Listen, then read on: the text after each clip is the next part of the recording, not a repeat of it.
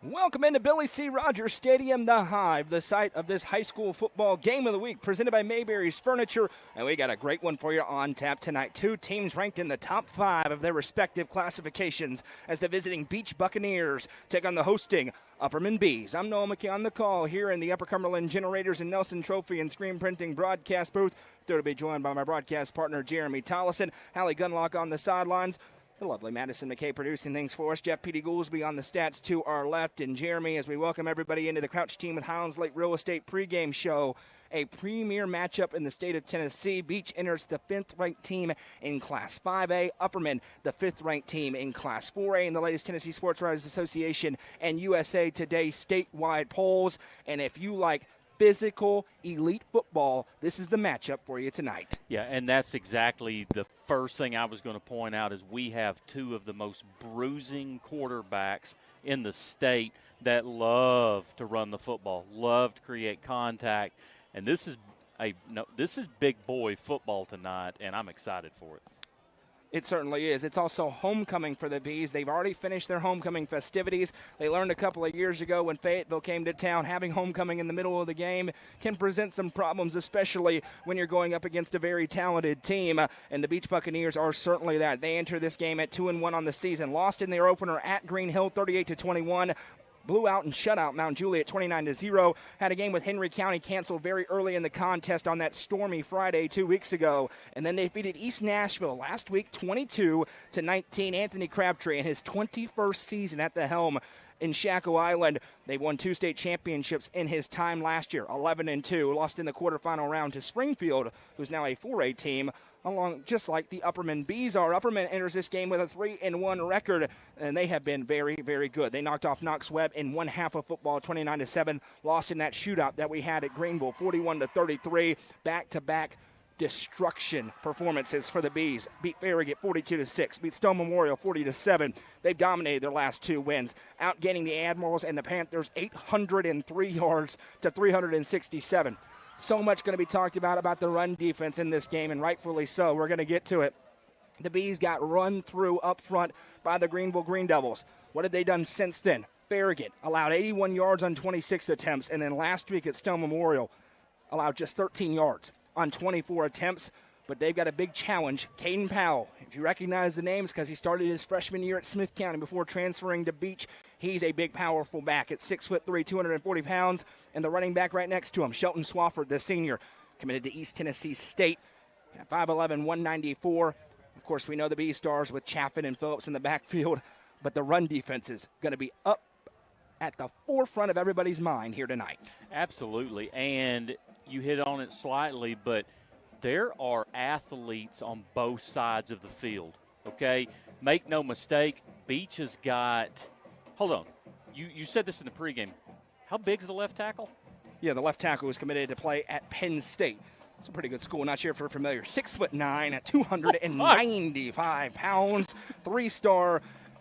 The Bees up front going to have their hands full with a line right next to him, 6'2", 241, then 6'2", 269. Right guard, 5'10", 282, and the right tackle, a measly 6'5", 276 pounds. 2 big and physical offensive lines going at it in this one. It's unbelievable, the size of the lines and the playmakers on the outside, and then these 2 bruising quarterbacks. I think they kind of mirror each other on what they want to try to do tonight. Beech enters averaging 24 points per game. Not to be outdone, their opponents tonight are averaging an absurd amount of offense in each and every game this season. This is only in 3.5 games, and this includes that Knox Webb game where their offense was absolutely in rhythm. But you look at it on the season, Upperman averaging 36 points per game, nearly 400 yards per game. Very balanced this year, as balanced as they've ever been under Adam Kane. 230 yards rushing per game, 164 yards passing, and maybe the best stat for Upperman, just 3 punts for Carmine Phillips so far, and it's the host of weapons that you see on your screen there. Bronsden Chaffin at quarterback, a bona fide Mr. Football candidate in Class 4A, Carmine Phillips. Then you've got the humongous Colton Johnson. Just took a game day visit last week to Indiana. Know where he's going tomorrow? Rocky Top. You're talking about a high-level recruit. He's going to be starred here pretty soon. And then Gunnar Block and Elijah Fitz on the outside as well. It's an Upperman offense that's been great even in the loss to Greenville. If Beech wants to knock off this Upperman team tonight, they better put on their hard hats against a very balanced and multiple Upperman offense. Yeah, I agree. And to me, one of the key factors for the increased balance is just the maturity of Chaffin in the passing game. And I think listen, I refereed him in middle school. The first time I saw him, and I thought, oh, my gosh, who is this kid?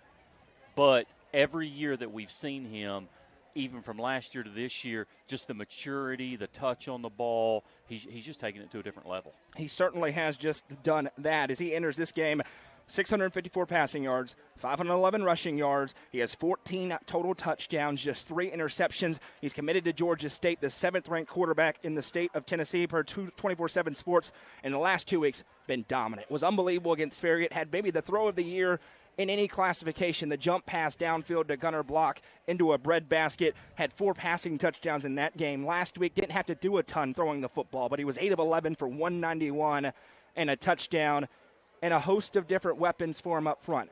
But on the other side of the ball, it's a challenge game, Jeremy, for the Upperman front 6. And that 3-3 stack defense, still no Israel Alvarez. The defensive end got hurt against Greenville. They do expect him back soon, but not tonight. Maybe next week when they have a Region 4-4A matchup against the DeKalb County Tigers. But Andrew Bohan, Parker Cox, and then those linebackers, Colton Johnson, Jude Fitzpatrick, Trevor Polk, and off the edge, Tate Porath, know they had their work cut out for them against Powell and Swafford.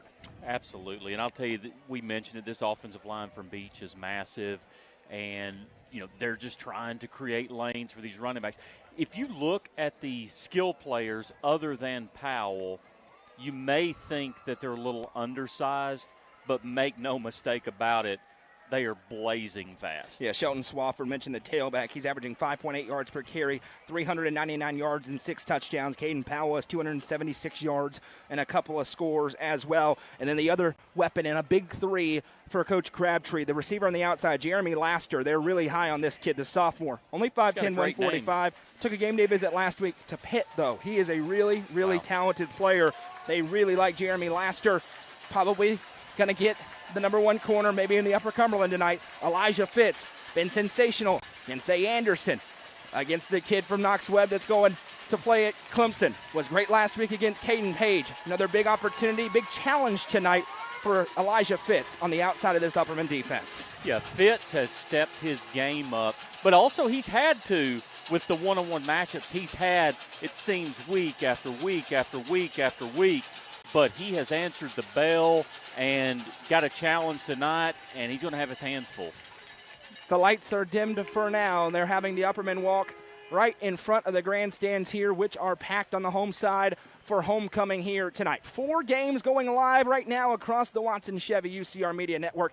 How about a big one tonight in Hogeye Country as Livingston at 4-0 puts that record on the line against the red-hot White County Warriors. That's on UCR 2. Over on UCR 3, the Macon County Tigers welcome in the DeKalb County Tigers. It's a Tiger fight in Lafayette. And on UCR 4, it is the Alamo tonight for the Cookeville Cavaliers as they travel to Wilson Central to take on 4-0 Wilson Central. Jacob has the action with Coach Shanks on UCR 4. On UCR 3, it's Tim Case and Stephen Lancaster. On UCR 2, it's the great Craig Cantrell and Colin Castleberry. And here tonight, it's me, it's Jeremy, it's Hallie. We're happy to be along with you. Speaking of Hallie, she caught up with the head coach for the Upperman Bees just a few minutes ago. We'll hear from Adam Kane and come back with kickoff. This has been the Crouch Team with Highlands Lake Real Estate pregame show. 4 minutes away from kick between Beech and the Bees. Don't go anywhere.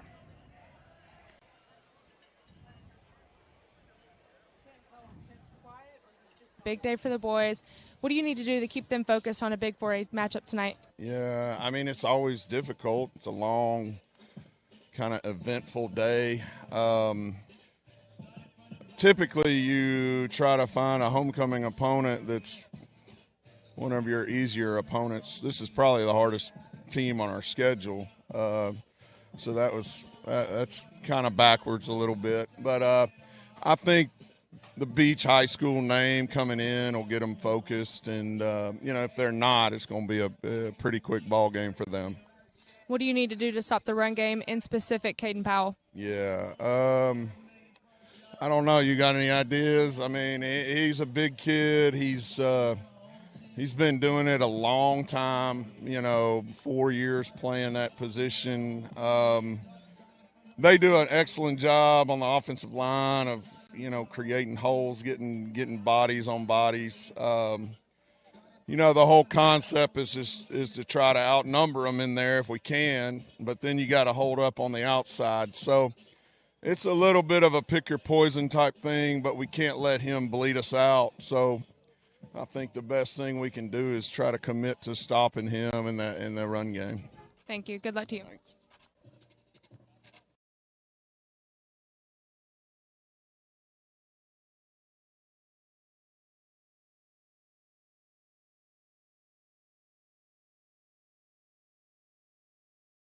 Mayberry's Furniture has been family-owned and operated since 1946 and is now serving the Upper Cumberland with locations in both Crossville and Cookeville, offering the largest array of solid wood furniture and mattresses in the area. They also provide a best price guarantee and in-house service and delivery. Stop into their 15,000 square foot showroom at 1020 South Willow Avenue in Cookeville to see their selection of Amish solid wood, flex steel, Tempur-Pedic, Sealy Posturepedic, and much more today. Mayberry's Furniture is proud to be the presenting sponsor of the high school football game of the week on the UCR Media Network.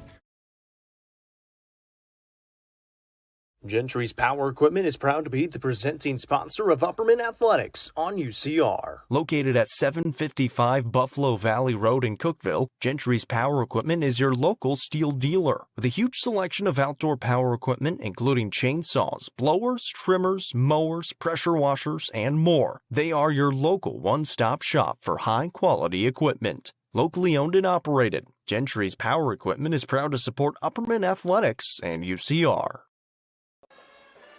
Welcome back. Moments away from kickoff. The Beech Buccaneers won the opening toss and deferred to the second half, so Upperman will receive the kickoff. It is a non-region game tonight, but it certainly doesn't feel that way. Upperman 0-1 in their measuring stick games. Fell at Greenville, trying to get to 1-1. You heard from Adam Kane. He said a couple of interesting things. One, when asked, how do you slow down Kaden Powell? He asked Hallie if she had any suggestions. And two, maybe the biggest game of the season for Upperman. They are having that approach with it here tonight. Interesting note, we didn't talk about pregame. Thomas Mendoza, the senior kicker, first kicker that Upperman's faced in 3 weeks that has not kicked everything out of the end zone. So maybe an opportunity tonight for Elijah Fitz or Carmine Phillips, who's back deep to receive, to make an impact in the kicking game. East Nashville had several long run backs a week ago. I'm Noah McKay. That's Jeremy Tellis and Hallie Gunlock on the sidelines. We're in the Upper Cumberland Generators and Nelson Trophy and Screen Printing broadcast booth. Happy to be along with you tonight. Wherever you're watching, if you're listening on 106.1 The Eagle, we welcome you in as well. Beech in their road white jerseys, orange pants, navy numbers and letters outlined in orange trim. Upperman in their home black jerseys, black pants, gold numbers and letters with the white helmets and a gold stripe across the center. Beech going to kick off right to left when we're ready for play here. Beech looking for win number 3. Upperman looking for victory number 4.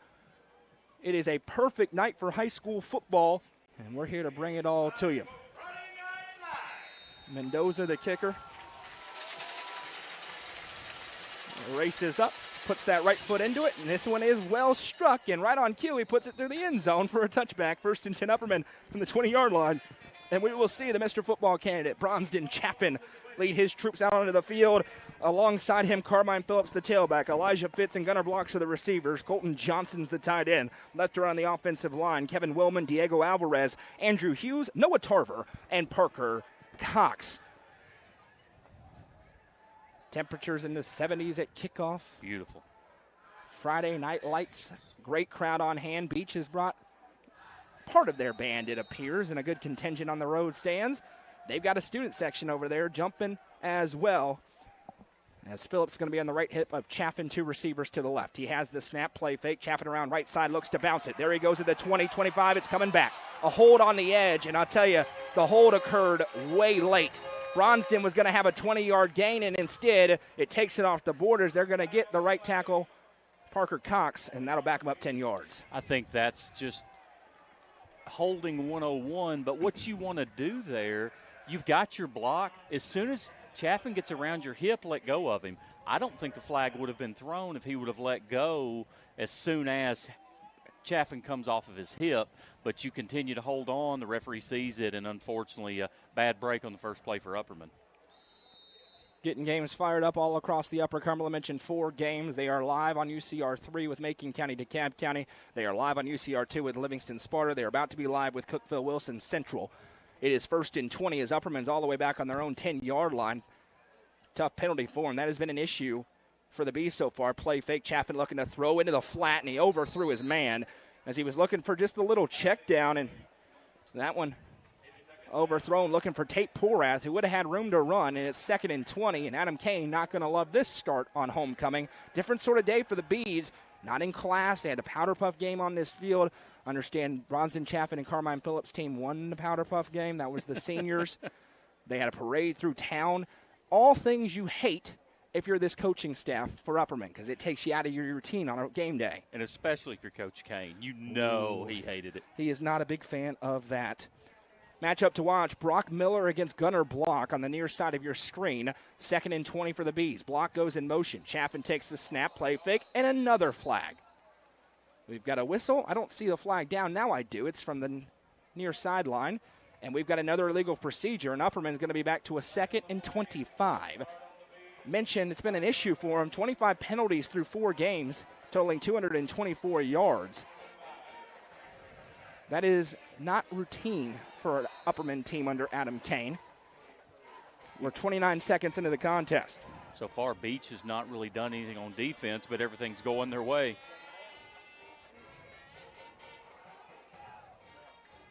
Snap taken. Chaffin rolls out to his right, looking downfield. Now we'll fire it. Jude Fitzpatrick makes the catch at the 10, and he'll be blown up out of bounds. Got about 11. It's still 3rd and long, though, because they were so far behind the sticks. Make it a 3rd and 14 here as Chaffin finds Fitzpatrick and gets a little breathing room. So far, I've noticed, I know things haven't went Upperman's way, but the Upperman offensive line is having success against the Beech defensive line up to this point. They're winning the battles. Tate Porath brings the play call in. Upperman does that from the sidelines to save their quarterback some time and brutality. Trips going out to the left side, onto the right for Chaffin. He'll be in the empty set. Takes the snap, rolls to his left. Chaffin fires underneath to Phillips. Carmine Phillips tries to get sticky with it, but the penalties completely doom the drive, and the Bees will be forced to punt it for the 4th time this season. They got back to make it a 4th down and about 5, but 3 penalties. Can't do anything about that and try to move the chains against this Beech defense. And with the way Coach Kane runs his offense, when he gets behind the sticks, it's kind of like the Tennessee Vols offense. When they're not on target and in rhythm, it kind of throws them out of their balance. Carmine Phillips on the reception there on that play, and now he's back deep to punt this one away.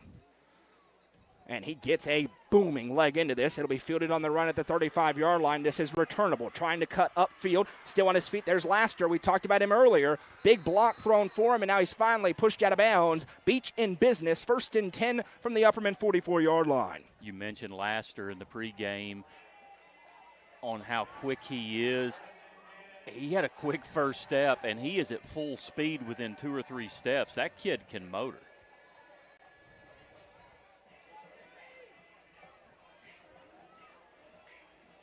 Anxious to see how this Bees defensive line works against the Bucks offensive line.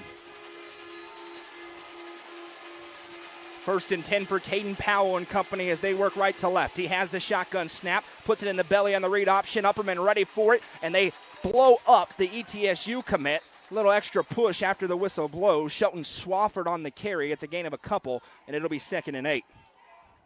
Man, Powell hung on to that ball as long as he possibly could. Hoping to reading it the whole way. I'm telling you, wow.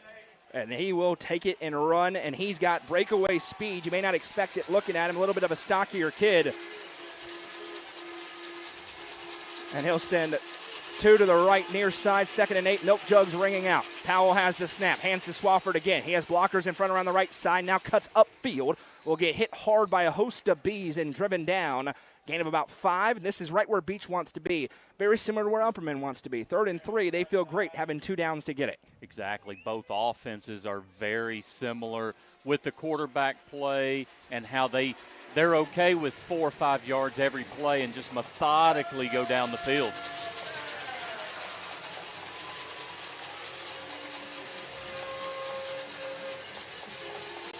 These jugs are going, aren't they, Noah? They are going. Snap taken for Powell. He's going to keep it himself up the middle. That's their go-to play, and that's why as Powell gets about 3 yards after contact, it's a Beech first down as they're to the Upperman 31-yard line. Yeah, and the difference up to this point are penalties. The Bucks are doing exactly what they want to do, and Upperman just shot themselves in the foot a little bit on that opening drive. But this is what we expect to see for 4 quarters from both sides of the ball. 1st and 10 upcoming here. Upperman doomed themselves on their opening drive. They had 3 positive plays, but it didn't matter. Powell motions a man across, has the snap, puts in the belly of Swafford. He's hit and driven backwards. Tate Porath blows off the edge and blows up the play for a loss of 5. Tell you what, you and I, each week when we have Upperman, Porath seems to make the play when Upperman needs it the most. That kid right there has just got a nose for the football. Team leader in sacks, has a big tackle for loss that time. It'll back him up.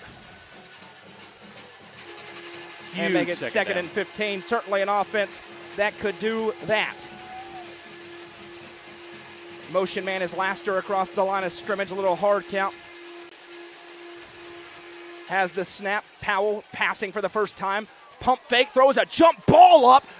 Did he make the catch? No. Elijah Fitz on the back end, able to blow it up as they were looking for Laster. A little floater of a pass from Kaden Powell. And it'll bring up 3rd and 15, and I'll tell you, this crowd is certainly into this ball game. Tell you, if Powell puts that more on the line instead of floating it, probably a completion for first down there for the Bucks. 3rd and 15 here.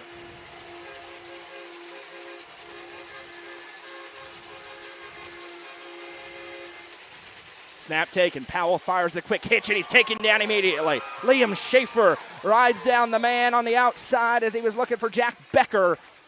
In no man's land, and we'll see if Anthony Crabtree tries to pin the Bees deep. Looks like he will. Going to punt from the 32-yard line.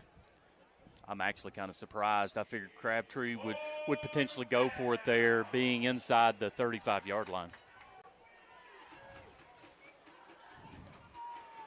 3 games live right now. Cookeville, Wilson Central coming soon. Just had to adjust something there, but they will be live momentarily. That's why I've been a little bit quiet, unfortunately. Miller back to punt this one away. Phillips deep. Upperman in a punt-safe formation against a potential fake on 4th and 10. Low snap. He has it. Looking for the coffin corner. This is a line drive kick, and that one just sails into the end zone. So Upperman, as we've seen, bend but don't break defense. They give up 1 first down. Bow up after the tackle for loss by Tate Porath, and it's almost like the game beginning again, Jeremy. 7:08 to go in the first quarter in a 0-0 ball game. Well, and if you're Coach Kane, I mean, you're fine. You know, the mistakes that you made on that first drive, you know what they were. They're easily fixed. Talk about it, straighten some things up, play Upperman football, and the game, like you said, starts now.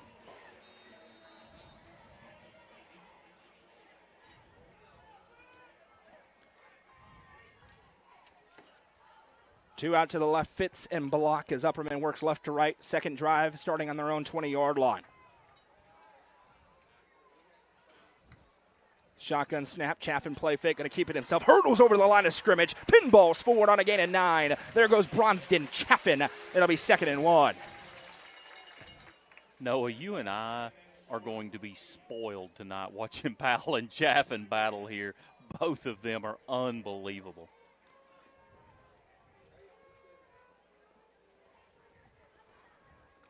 Upperman trying to settle in after a weird day of homecoming that takes you away from the field. You don't want to play this team on your homecoming day. You saw that on the opening drive. Trips to the right, one to the left. Chaffin surveys that front 7. Beech shows blitz. They're bringing it. Chaffin around the edge to the 30. He's got the first down. Lowers the shoulder. Tricks over a defender. Tiptoes down the sideline. Bronston Chaffin to the 43-yard line.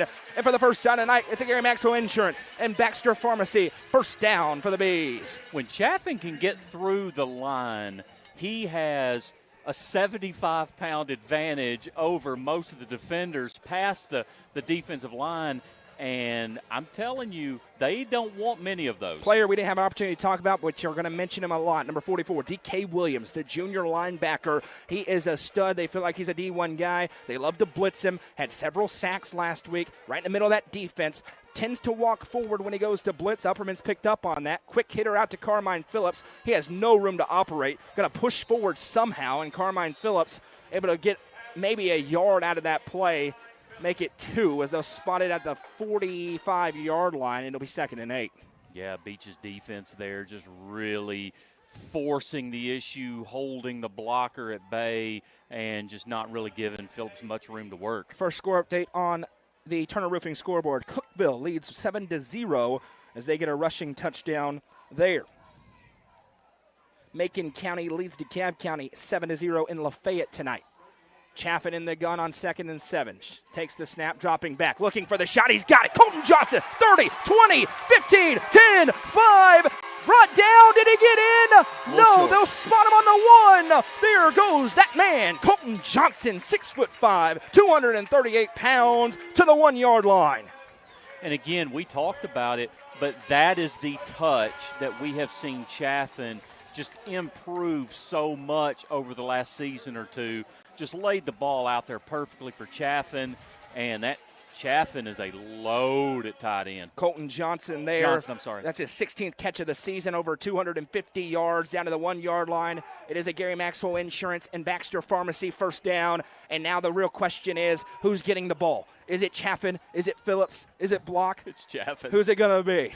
His money's on Chaffin. Well, they got another problem, and it's Colton Johnson standing in the backfield. Maybe they're just going to try to get it to him. Scored a rushing touchdown a week ago.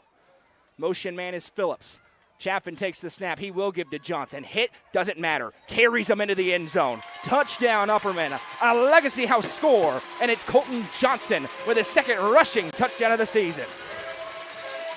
And that is Upperman football. That's what to do. And Beech wants to do the same thing. Little option, little option, little option.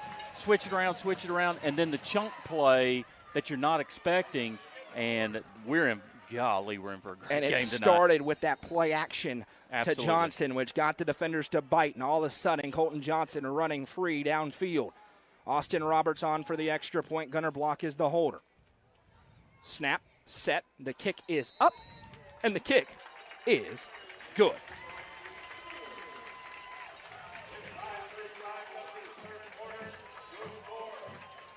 I'll tell you, does Beech come back and answer this? I mean, they've got punched in the mouth a little bit. The first drive from each team just felt like both teams kind of filling each other out, and then Upperman just throws the haymaker. But make no mistake, this Beech team has just as much talent on the other side, have just as much athletes on the other side, and they've got to answer the bell right here. Upperman leads 7-0. That is a Legacy House touchdown, and that was a dominant drive. Brownston Chaffin now 4 of 5 for 76 yards. The catch for Johnson went for 54. And they got in their own way on the first drive. Well, they did not in the second drive. No, they did not. And Colton Johnson is a problem for this entire state. Mentioned game day visit to Indiana, game day visit to Tennessee. He's going to get starred at some point here soon, and he's got the potential. Let's put it this way. He's not going to be a 2-star. He's probably not going to be a 3-star either. William Shea's the kickoff specialist. He puts his right foot into this one. Jeremy Laster, very dangerous, fields it on the 15. Stutter steps and accelerates, so he's brought down. Jude Fitzpatrick brings down Laster from behind, and it's 1st and 10 coming for Beech from their own 25-yard line. And if you're Beech, you better score. This is an Upperman offense that does not punt or leave a lot on the bone very often. Yeah, exactly. But, we mentioned it right before that Upperman series started. Hey, 1-1, let's start all over, new ball game. Beech, if they can do what Beech does right here, they're back in it. But you're right, you cannot dig a hole with this team.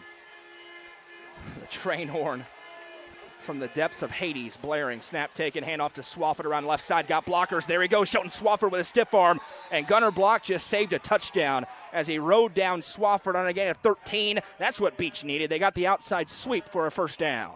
Yeah, this Upperman crowd did not like that block there on the edge. I think we're okay not having a hold on that play, but the rose-colored glasses or the black-colored glasses on this side, they wanted a hold right there on the edge.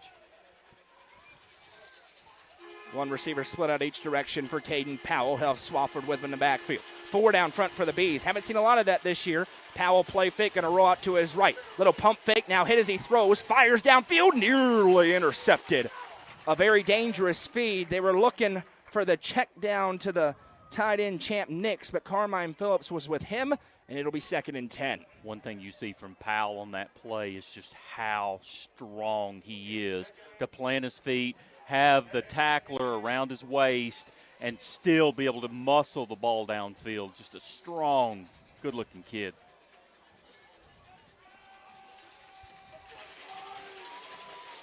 Second down from the 40-yard line.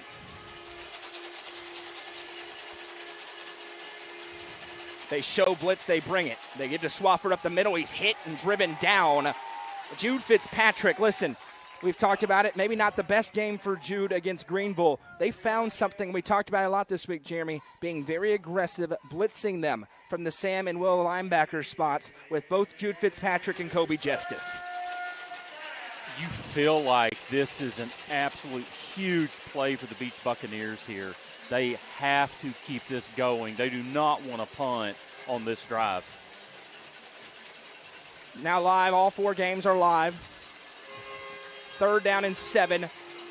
Big moment here from the 43-yard line. You don't need all 7 if you're Coach Crabtree. You get about 5, you can leave your offense on the field. 2 to the right, 1 to the left for Kaden Powell. Senior has the snap, play fake, steps up in the pocket, fires it to his tight end. He makes a one-handed catch out of the backfield. He's got the first down and plenty more. Runs over a defender near the 20 or 35-yard line. They'll mark him down at the 36. We mentioned it's going to be a slobber knocker tonight. That was a physical catch and run, and it moves the sticks for Beech.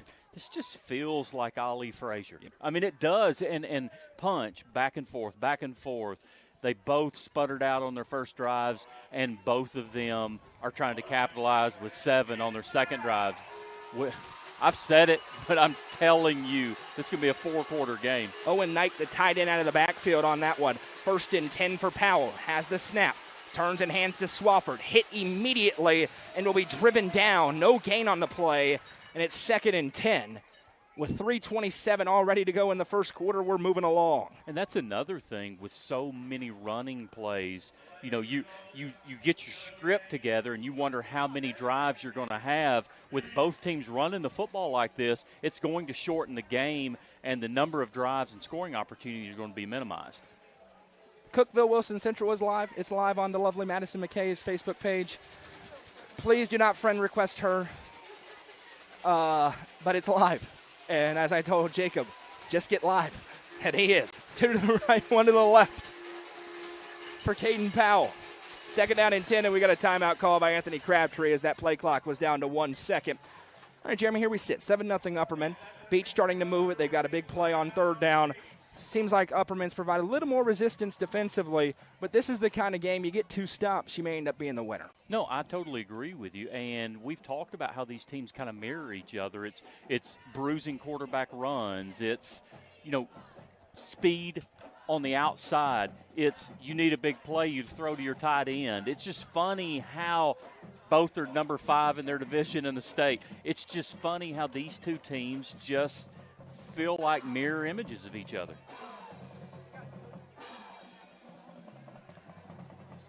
This crowd's fired up. Great crowd. It's a big fight feel, and for Upperman, they scheduled tough on purpose. They wanted these sorts of games. Last year's schedule ended up being weaker than it should have been. A lot of teams that were really good the previous year were way down. That is not the case this year, and it doesn't get much easier. Next week they go to DeKalb County, and then they're at Livingston, which is currently scoreless with them in White County. 2 receivers to the left, 1 to the right for Kaden Powell. 4 down front for the Bees. Snap taken, play fake, Powell up the middle, huge hole. There goes Kaden Powell to the 25 and down. Inside the 20, they'll give him the 16. That's exactly the play Caden Ball shredded this Upperman defense with. They've changed the front since then, but that was deja vu on a big run of 20-plus. Yeah, Powell, he just again shows his athleticism and running through arm tackles. You have got to square that kid up if you want to bring him to the ground. First and 10 from the 15-yard line, 2:25 and counting to go in the first quarter. Kaden Powell with his first explosive run in the ball game, and now they will bring in D.K. Williams into the backfield. That is a vicious 1-2 tandem. Powell has the snap. Going to give to Williams around right side. Big hole for him, and he'll be wrestled down by Fitzpatrick, but not before he gains about 7 in this big physical Beech front, starting to move the Upperman defensive line. And here we are under 2 minutes in the first quarter. This is where you test that bend but don't break defense. Typically inside the 10. Beech this year's gotten a Maryland eye. 3 backs behind Powell, who's under center, and you don't know where the football is going to. They're not going to go there yet as Swafford stays in the gun on the right hip of Kaden Powell. 2 receivers to the left, and now a whistle and a timeout as Adam Kane, as he will do, burns his first. Here late in the first quarter with 1:39 to go, sensing the importance of this moment. We talk about this, and I kind of make fun of him every time we have Upperman, but you can probably count on one hand how many timeouts Adam Kane has went home with here with his Upperman career. He uses all 6 every game. Score update on the Turner Roofing scoreboard. Macon County, biggest test they've had so far this year. DeKalb just got that huge win over Friendship Christian. The reigning champs passing the test early. 14-0, Macon County late in the first quarter at Pat Parker Memorial Field tonight. I'll tell you, I'm really interested to see how that Livingston-White County game shakes out. I'll tell you, it's just a cool matchup. White County has been unbelievable, and Livingston, probably to the surprise of many, is sitting out here at 4-0. And I'm anxious to see that matchup and how that plays out tonight. Speaking of those teams, we've got a huge game of the week next week we'll tell you about. Out of the timeout, though, it's 2nd and 3 for Beech. They're inside the 10-yard line. Swafford on the left hip of Powell. Snap taken. Power run to the right side. Swafford gets through one blocker, gets through another. He's into the end zone. Touchdown, Buccaneers. The ETSU commit, Chelton Swafford, puts the Bucks 1 extra point away from tying the game. You know, one thing I feel could really play important tonight are special teams. I'll tell you, somebody misses an extra point or somebody has to go for 2, could create an issue in this type of ball game. And now the extra point will be attempted by Thomas Mendoza, the senior. This has been an experience for Beech at times this year. Same for Upperman. Hasn't always been automatic as they get a late arriver onto the field with 10 seconds on the play clock. And he's a left-footed kicker. He is. Train horn blares. He races up, puts that left foot into it, and it's right down the middle. Kick is good, and we're all tied up at 7 with 1:34 to go here in the first quarter. We'll take a quick break and come right back in the high school football game of the week, presented by Mayberry's Furniture and Gentry's Power Equipment on the Watson Chevy UCR Media Network. Watson Chevrolet is proud to present the area's best selection of new and pre-owned cars, trucks, and SUVs. Watson Chevy's staff of experts are ready to get you into your next vehicle with unmatched service and knowledge. Stop in at 2350 Cookeville Highway and get your vehicle serviced by their highly trained professionals. Right now, you can save money on oil changes, regular maintenance, and battery installation. And remember, don't buy till you see Jason Fye. Watson Chevy is proud to be the presenting sponsor of the UCR Media Network. We figured we're in for a good one. It has been so far. 7-7. Beech and Upperman all tied up. Big answer for Beech. They had to score. They get a big third down conversion, parlay it into a touchdown rush for Chelton Swafford, and we're all back where we started, timed up.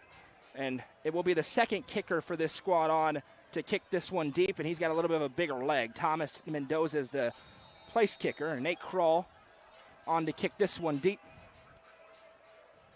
Phillips and Fitz back deep, but they're not going to have a chance again. This one angles over Carmine Phillips' head into the end zone, and the third consecutive drive for Upperman starts on their own 20-yard line. Offense has been good when they've run it so far, but they got in their own way on the opening drive, ended up with a punt.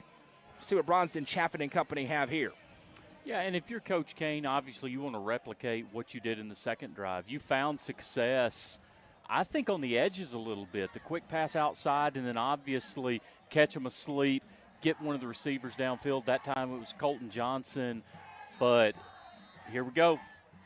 Ollie Frazier, round 3. Fifth-ranked 5A team in the state. Fifth-ranked 4A team in the state. Do you expect anything different? That's why we're here tonight. 2 to the left, 1 to the right for Chaffin. Carmine Phillips in the backfield with him. Has the snap. First carry for Carmine Phillips up the middle. There goes Carmine as he pinballs forward, carrying Buccaneers defenders, and now will be wrestled down. A gain of about 7. For Phillips is the second leading rusher on the team, only behind Chaffin. Entered 337 yards, averaging nearly 8 yards per carry. Also has 9 catches. One of the lone 4-year starters on the field for the Bees. Bronston Chapin's not even a 4-year starter. Not sure what Beech's D.K. Williams was wanting from the pile, but he got up begging the official for something. He felt like there could be some extracurricular in that pile. We go under 1 minute to play in the first quarter, all tied up at 7 here in Billy C. Rogers Stadium. This non-region clash. Eyes from around the state on this game tonight. 2 to the left, 1 to the right. Phillips in the backfield with Bronston Chaffin. He has the snap. Play fake. Fires it to Johnson, who makes a great athletic catch. Had to race out for that one as Bronston Chaffin fired the cannon. And it is a Baxter Pharmacy and Gary Maxwell Insurance first down. One thing Colton Johnson has really improved on is his pass catching. He's always been a bruiser. He's always been a blocker.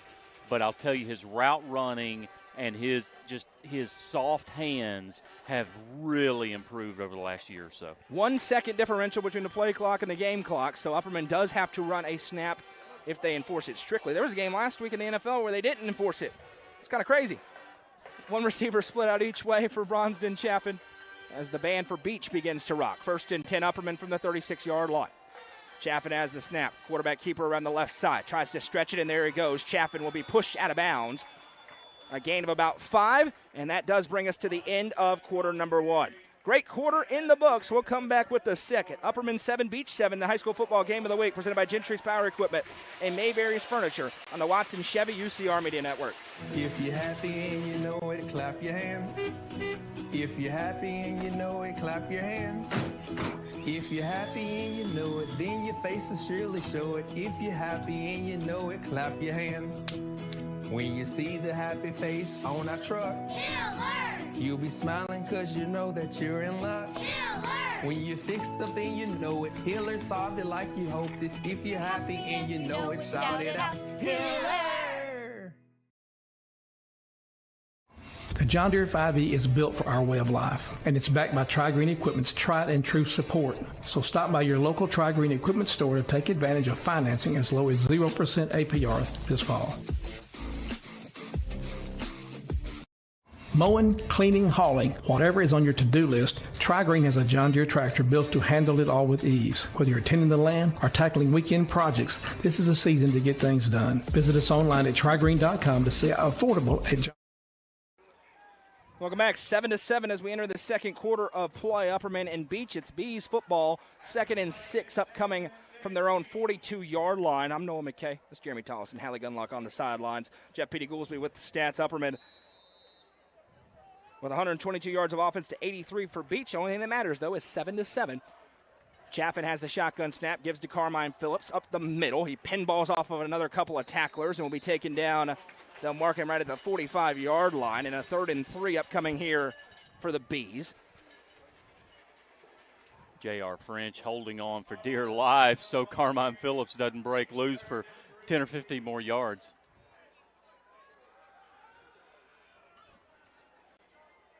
You just feel like this may be where Upperman tries to take a shot. 3rd and 3 certainly could go for it if they don't convert here. 1 receiver split out each way for Chaffin. Press man coverage on the outside on gunner block. Snap taken. Yeah, this isn't a shot. It's Bronston Chaffin up the middle, and he'll flip forward. Why take a shot when you can just convert on gain of 5 and a Gary Maxwell Insurance and Baxter Pharmacy first down? Still 0-0 between Livingston and White County on the Turner Roofing scoreboard. The most surprising update of the night, though, comes from the Creek Bank. After 1, Trousdale County leads Clay County 14-0. We'll see if that continues or if the Bulldogs are able to wake up. There's no telling how many shades of red Bruce Lamb is right now. I love that guy, but he gets fired up. He's not going to be happy. I bet he's not happy with the officials. One receiver each way on 1st and 10 from the 49. Chaffin takes the snap, trick play, flips back to Gunner block, hit in the backfield, gets away with the spin move. Block to the 50, block at the 45. Stutter steps to the 40. Gunner block, hit circle on the PlayStation controller into the spin cycle, and it is a Gary Maxwell Insurance and Baxter Pharmacy first down. Yeah, just put his foot in the ground and gives the spin move. I mean, it's going to be a 7 or 8 yard loss, and Block just makes an unbelievable play there. Gunner Block has become a huge weapon for this offense in his junior season. Has 9 catches for 222 yards. That's his second run of the season. Now up to about 30 yards on the campaign on the ground. Him and Bronston Chaffin have a connection. It's 1st and 10 Bees on the Beech 40-yard line. Chaffin surveys the front. Calls for, has the snap, gives on the power play to Phillips, bounces out of the 40. Phillips stutter steps to the 35. Carmine Phillips carrying defenders to the 30. Power running for the Bees as they give it to Carmine Phillips. And we'll see where they spot this one. Down. It is enough for another Baxter Pharmacy and Gary Maxwell Insurance first down. Hey, we mentioned presenting sponsor of the game of the week, Mayberry's Furniture. Been tremendous sponsors to us all season long. Half off everything in the store. What? Tomorrow. No. Right now. Yesterday, today, tomorrow. Oh, yeah. All over the store. Half off markdowns. Are you kidding me? You better go tomorrow and get yourself a new couch. Fellas, you know how you've been saying, I need a new couch, or, yeah, we're going to remodel the bedroom, babe. Yep, you're going to tomorrow. You're going to Mayberry's Furniture, and you're going to buy a whole bunch of stuff. Is that both locations? It is both locations. Oh, my gosh. Cookville and Crossville. Snap taken. Hand off to Carmine Phillips. He slips. He's still on his feet, though, and he's to the 25. Ball pops out late. It's a live ball. Beech has it, and here comes the return. We've got a flag downfield as well. What a move. It's going to be a touchdown likely, but I think it's coming back on the return as Brock Miller goes all the way to the house. But we have a flag after the fumble on the far sideline as Phillips got hit on his way down. The ball popped loose, and we'll wait to decipher everything that has just happened. Yeah, there's quite a bit that happened. You know, Andrew Hughes feels as though that they were down, and it was not a fumble. But we've got a flag. They've got a lot to figure out and sort out here. So we see the conversation happening there. Everybody's walking backwards. I think it's going to be Beech football. I agree with you. The Upperman offense is still on the field. Bronston Chaffin saying down. We don't have a signal yet. Right now it says 1st and 10 on the down marker for Upperman at the 30. Yeah, if they were going to call him down, I think they would have already made sure everyone knew that he was down. So Brock Miller made a great cut. The flag had already come out when he made that cut, and he got downfield on the scoop and score. If they wave off a flag, it's going to be a touchdown, and it's also going to be a riot. So a lot to decipher here as the white hat now has to come all the way back. Upperman's offense still standing on the field. Carmine Phillips had the football. It was a little loose, popped out at some point. And are they going to come all the way back and say he's down? Illegal touching against Beech. No, that is. What is that? That's 12 men on the field. So 12 men on the Let's field, see illegal participation. They may have started the play with 12 men on the field, meaning that they can just go to the previous spot and take the – so they can take the penalty or the – no, hold on. Let me see. I wonder if they have somebody coming onto the field during the return. Okay. I think is what happened. They have somebody popping onto the field during the return. So it is a turnover. Beech gets the football. Apologies for the confusion. We're confused as well. The penalty marks it back to the 15, but it will be Beech football. So somebody must have come onto the field, a little illegal participation perhaps, during the return. Takes a touchdown off the board, but it is a first turnover of the game on the fumble as Upperman was driving. And if that foul occurs after the fumble, is that why it stays Beech football? After, and they use a terminology, meaning that Beech got the football, what they call with clean hands, meaning nothing happened before the turnover. Everything happened after, so they will retain possession. 1st and 10 Beech after the turnover. Kaden Powell has Chelton Swafford in the backfield with him. Trying to capitalize. Hand off to Swafford. He pinballs forward. Now there's the pile up. Still moving. A physical finish to the run, as that'll gain about 5 yards and make it 2nd and 5. Yeah, that was really confusing. And something from talking to Coach Kane, they talked about they have to protect the football. They've been able to be a little loose with it last week with Stone Memorial. Can't be that way against Beech. You may be about to see why. It's 2nd and 5.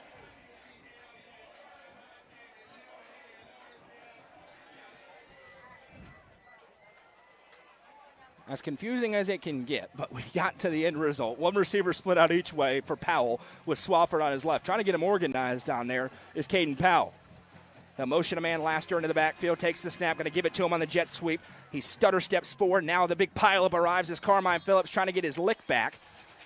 Get about 2 or 3 yards. 3rd and short upcoming here for the Buccaneers. And you feel like this is a huge play for the Upperman defense. It is. We've talked about that in a couple of drives, but it's like we mentioned, big boy football. Are they going to get 1.5 yards or are they not? 8:22 to go in the first half. Beech with the ball. They will get the ball to start the second half as well.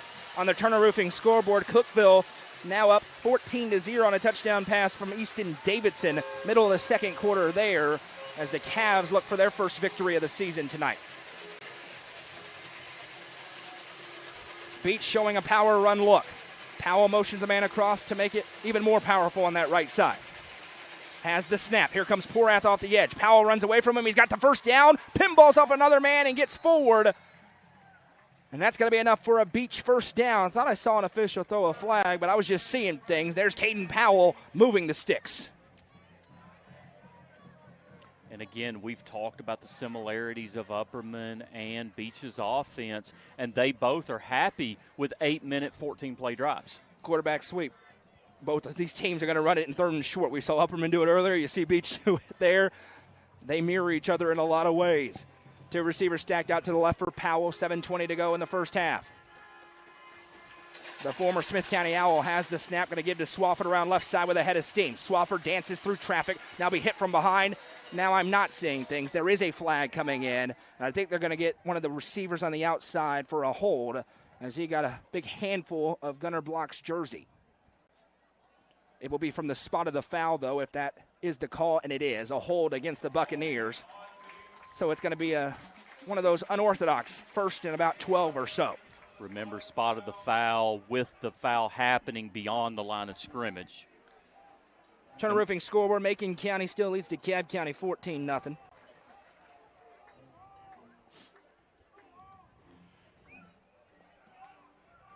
And they will mark it off, and 1st and 12 upcoming here for the Bucks. 7:08 to go in the first half. Friendly reminder the scoreboard, and the clock is not official on the screen. Hallie's keeping it on the sideline. She does a good job, but if you see it bounce up and down a little bit, that's why. One receiver each way for Kaden Powell. Has the snap. Play fake, going to keep it himself around left side. He's cut down. Nothing doing that time as the Bees get through and make a nice tackle. Carmine Phillips, first one in there off the edge. Pardon me, that's Liam Schaefer. And it'll bring up 2nd and 11 here for the Bucks. Only time they've been stopped on offense was a tackle for loss back on their opening drive, Jeremy. The Bees hoping that hold takes them out of rhythm on 2nd and 11. And that's exactly what you saw from Upperman in their first drive. Just getting behind the sticks is not good for either one of these offenses. One receiver each way for Kaden Powell. Upperman shows blitz, they're bringing it. Hand off to Swafford up the middle, breaks one tackle, and now will be wrestled down. And they're going to say face mask potentially here. I think they will. As coming in to make the stop was Jaden Young. Never mind. Another linebacker in. And it's going to be the personal foul variety. So 15 yards, and that'll move the chains and give Beech a first down. Yes, it looked like it was probably a face mask from here, and I didn't think anyone's seen it, and the back judge comes in with it. But I feel as though it's a pretty good flag. So a get-out-of-jail-free card given by the Upperman Bees to their opponent as it moves them into their territory at the 43-yard line. 1st and 10 Beech in a 7-7 ball game. Bronston Chaffin forced to stand on the sideline and watch without his helmet right now. A turnover gave the Buccaneers the football when the Bees were driving. Mistakes stacking up on homecoming for the home team. Laster in motion. Powell gives a hard count. Now has the snap. Play fake, dropping back to pass, looking downfield, gonna fire it. Receiver is there, jumps up, incomplete, a little bit overthrown as Schaefer got in there to disrupt it as well. They're looking for that deep wheel route to Laster, but it'll be 2nd and 10. I really liked the route tree on that play call. I'll tell you, we all thought they were going on the slant there, and the wheel comes in right behind it. I really liked that route concept. I think Powell had both options there. He kind of looked Correct. at the slant. It was covered up by Fitz. Had the wheel open for a minute, just a little bit too much of a rainbow on the pass. It'll be 2nd and 10 with 5:50 to play in half number 1. On the Upperman 43-yard line, Beech working left to right. He'll send 2 receivers out to his left as Swafford stays in the backfield. Powell has the snap, play fake, going to keep it himself up the middle, hit at the line of scrimmage, spinning forward, now sticks the ball out. A gain of 6, and you see these 2 quarterbacks, their ability with yards after contact. That was pretty good defense, and it doesn't matter because Kaden Powell was so good. 3rd and 5. But I still think Porath did a superior job of gap filling there where Powell can't run for 15 yards, and he is a load coming at you. But Porath really did well filling the gap there. 3rd down and 5. You certainly got 2 downs if you want in your Anthony Crabtree. D.K. Williams, the back in the backfield, alongside Kaden Powell. Powell motions the tight end across the set. Upperman shows blitz, they're bringing it. Handoff around the right side to Williams. Stutter steps, he'll dive forward to the 35. He's short, but right where you want to be if you're Beech. It's 4th down and about 2. And we'll see if this is where you see Kaden Powell carry it up the middle on one of these inside reads. Justice there, just really big play following the running back in closing, catching him from behind to save the 1st down. 4th down and 2 from the Upperman 35. The hive rises to life. Cowbells, milk jugs, train horns, you name it. Laster goes out left. 4.5 to play in the first half. We're tied. And it's timeout time for Adam Kane. Could have told you that was coming from a mile away. Gives me an opportunity to tell you about our friends at the Puckered Shrimp. The Puckered Shrimp is your one-stop shop for fresh and delicious seafood, with options including snow crab, easy peel shrimp, lobster tail, sausage, potatoes, Dungeness crab, and lobster, and so much more. The Puckered Shrimp has whatever you need to satisfy your cravings. This Saturday, they are in Cookeville. Visit the Puckered Shrimp on Facebook, and you can see where they're going to be each and every time. They are in Cookeville tomorrow. You are not alone. That is the Puckered Shrimp on Facebook, and you can see exactly where they're going to be. They bounce all across Middle Tennessee, but they will be in Cookeville this Saturday at the Big R from 11:30 to 6 o'clock. Your game day food is taken care of. Exactly right. We appreciate the Puckered Shrimp for being a sponsor of us here at UCR. This is the high school football game of the week. It's presented by Mayberry's Furniture. It's also Upperman football. And Upperman athletics all year long are presented by our friends at Gentry's Power Equipment. They're your hometown steel dealer located on Buffalo Valley Road in Cookeville. The Gentrys are here in their typical spots down to our left. But they'll be in the shop tomorrow morning. Go and get a new lawnmower, then get a new couch, and then get the Puckered Shrimp. That's a big day. 4th and 2. Powell takes the snap. Here comes pressure around left side. There he goes! Untouched into the end zone. Touchdown, Buccaneers. The Bees sent everybody, and nobody got to the quarterback, and he scores it on 4th down from 35 yards out. And I'll tell you, Powell, once he gets just a little daylight, he can just take it to the house. And I'll take, like you said, Upperman just kind of sells out, and just they create a little crease. He finds it, touchdown Beech. Kaden Powell with his first touchdown of the game. And now the extra point to try and stretch it to a 7-point lead.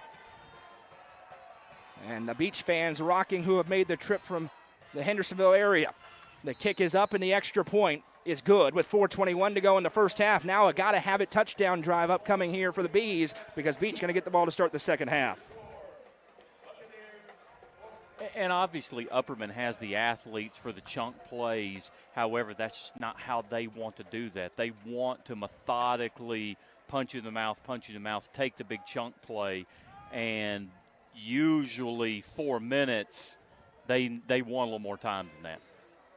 Coach Kane talked about the importance of limiting mistakes. First drive, stalls out because of mistakes, self-inflicted wounds. Second drive, they score a touchdown. Third drive, they're moving, fumble. They've made more mistakes than Beech. That's why Beech is up on the scoreboard right now. Anthony Crabtree's got to love it.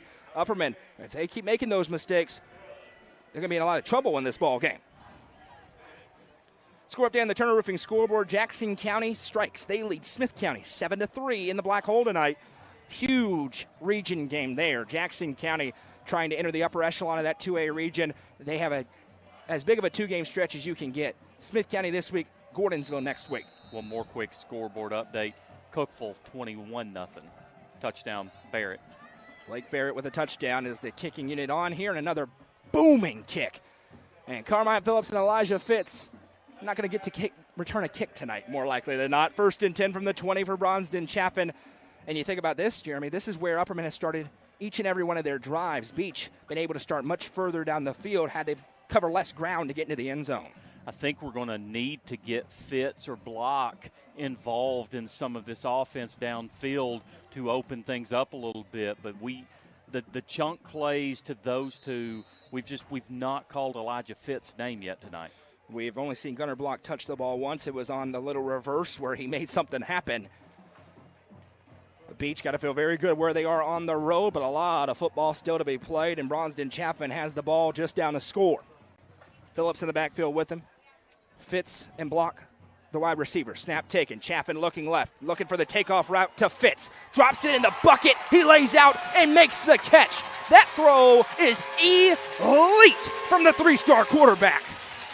And right on cue, we've not called Fitz's name yet tonight, and here we go. Fitz did not have much room, but Bronzeville Chaffin threw him open. He lays out and makes the catch on a Gary Maxwell Insurance and Baxter Pharmacy. 1st down, all the way down to the Beech 42-yard line. Just shows you how athletic Fitz is. We've talked about this for a few weeks, but between the speed to get to that ball, the concentration, and what people don't realize, holding on to the football when you hit the ground, keeping the football off the ground is just super athletic. And now we've got a stoppage on the field. Not sure what it's for. Somebody call timeout there? No, I think it's some kind of equipment. They're keeping them in the middle, so they're not letting them go talk to their coaches, but looks like they've sent somebody off for some equipment. 4:07 to go in the first half. Now Upperman, you don't want to score too quickly with Kaden Powell and company on the other side. But they're obviously trying to just score against this Beech defense. Phillips in the backfield with Chaffin, 2 receivers, 1 each way. Snap taken, handoff to Phillips up the middle, hit immediately and wrestled down from behind. That's Devin Crutcher, the junior outside linebacker who went untouched around the edge. No gain on the play. It'll be 2nd and 10. That throw was big time from Bronzeville Chaffin. As good of a throw, but I'm telling you, the athleticism of Fitz to complete the other side of that is it's just phenomenal. Fitz now has 5 catches on the season for 145 yards. Had an 80-yard touchdown a week ago on a little hitch, and has that one here tonight. Snap taken for Chaffin. Handoff again to Phillips up the middle this time. Phillips dives forward. A little bit conservative. Upperman thinking they have 4 downs to play with. But here we go on a pivotal 3rd down and 6 with 3:06 in county to go. We'll see if Anthony Crabtree wants a timeout. He's got 2 in his back pocket. Thinking about a 2-for-1 opportunity potentially. Yeah, Chaffin's got 125 yards passing and only about 45, 50 yards rushing for the entire team up to this point.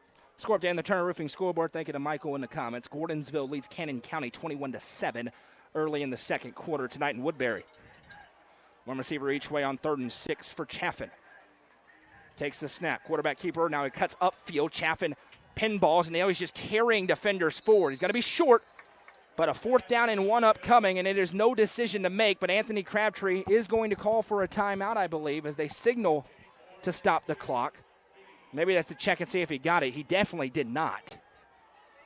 I'm not quite sure what they're stopping. And now they will run the clock. It's going to be 4th down and a yard here for the Bees with 2:25 to go. And quite frankly, with the way this game is stacking up, this may be 4th in the game for Upperman. And they'll actually make it 4th and 2. And it's weird to say that this early in the game, but you just get that feel right now. If you get 2 scores down to either side, it's going to be hard to make up. 4th and 2 for Chaffin. Beech loads up the front. Chaffin takes the snap. Hands to Phillips up the middle. He's got a 1st down and more. Spins off a tackler. Carmine Phillips. See you in the crib. Touchdown, Upperman. Beech scores on 4th down. Upperman scores on 4th down. Get your popcorn ready tonight at Billy C. Rogers Stadium. What in the world is going on here tonight? It's just punch back and forth, and it's the same stuff. Quarterback, throw to the tight end, 4th down, score a touchdown. This is wild. A Legacy House touchdown for Carmine Phillips. How about the bounce back after the fumble for Carmine? And the senior puts him 1 point away from tying the game. Here's Roberts, but there will be time for Kaden Powell on the other side after this kick. Block to hold. Snap is good. Hold is good. The kick is up. It's spinning, but it is good. 1:57 to go in the first half. It's 14-14. We'll take a 30-second break and come right back. Don't go anywhere. Legacy House is right here in the heart of Smithville. It's more than a boutique. It's a family story woven into every thread. I'm Amy Allen, and I started this place with my 3 beautiful daughters. We offer timeless pieces that feel both classic and bold. From rich textured clothing to one-of-a-kind accessories. This shop has a perfect mix of heritage with a modern edge. So come on down. You'll find more than just fashion. You'll find a place where legacy and style meet. Located at 104 West Walnut Street in Smithville. Stop by and see their selection Tuesday through Saturday. Legacy House is proud to be an all-inclusive sponsor of UCR. There's a reason we're here tonight in the high school football game of the week. We got a good one on tap. 14-14, Carmine Phillips with a 4th down touchdown rush where he got into the spin cycle. And now Kaden Powell with a chance to go 2 for 1 with a host of weapons around him. Beech will get the ball to start the second half. And William Shea going to try and kick this one away from Jeremy Laster. The problem is on the other side is Chelton Swafford. 2 D1 guys standing on the back. And Upperman does not have what other teams have, which is the ability to put it in the end zone. Shea's going to try. He booms this one deep. Laster fields it on his 5-yard line, and now he turns on the Jets. Laster breaks through one hole, and there he goes, caught from behind and brought down at the 43-yard line. Trevor Polk, the sophomore, there to make the stop, but it is good field position again for Kaden Powell and this Beech offense with 1:49 to go in the first half. Let's remember they've used one of their timeouts. They only have 2. Beech with 2, Upperman with just 1 remaining as Coach Kane's burned both of his. Or 2 of his, I should say. Don't forget, stick around for the Happy Hiller halftime show. We'll have a report from Coach Kane with Hallie Gunlock. We'll go around the state, look at the scoreboard. Of course, have first half stats, thanks to Petey. 1 receiver each way for Powell. Motions Laster across the line. Takes the snap, going to keep it himself. Powell through 1 line of blockers, and now will be hit and driven down with a gain of 6. It'll be 2nd and 4 with 1:40 to go, and we'll see what the urgency is here for Beech. Still plenty of time with 2 timeouts, and they're moving it on the ground.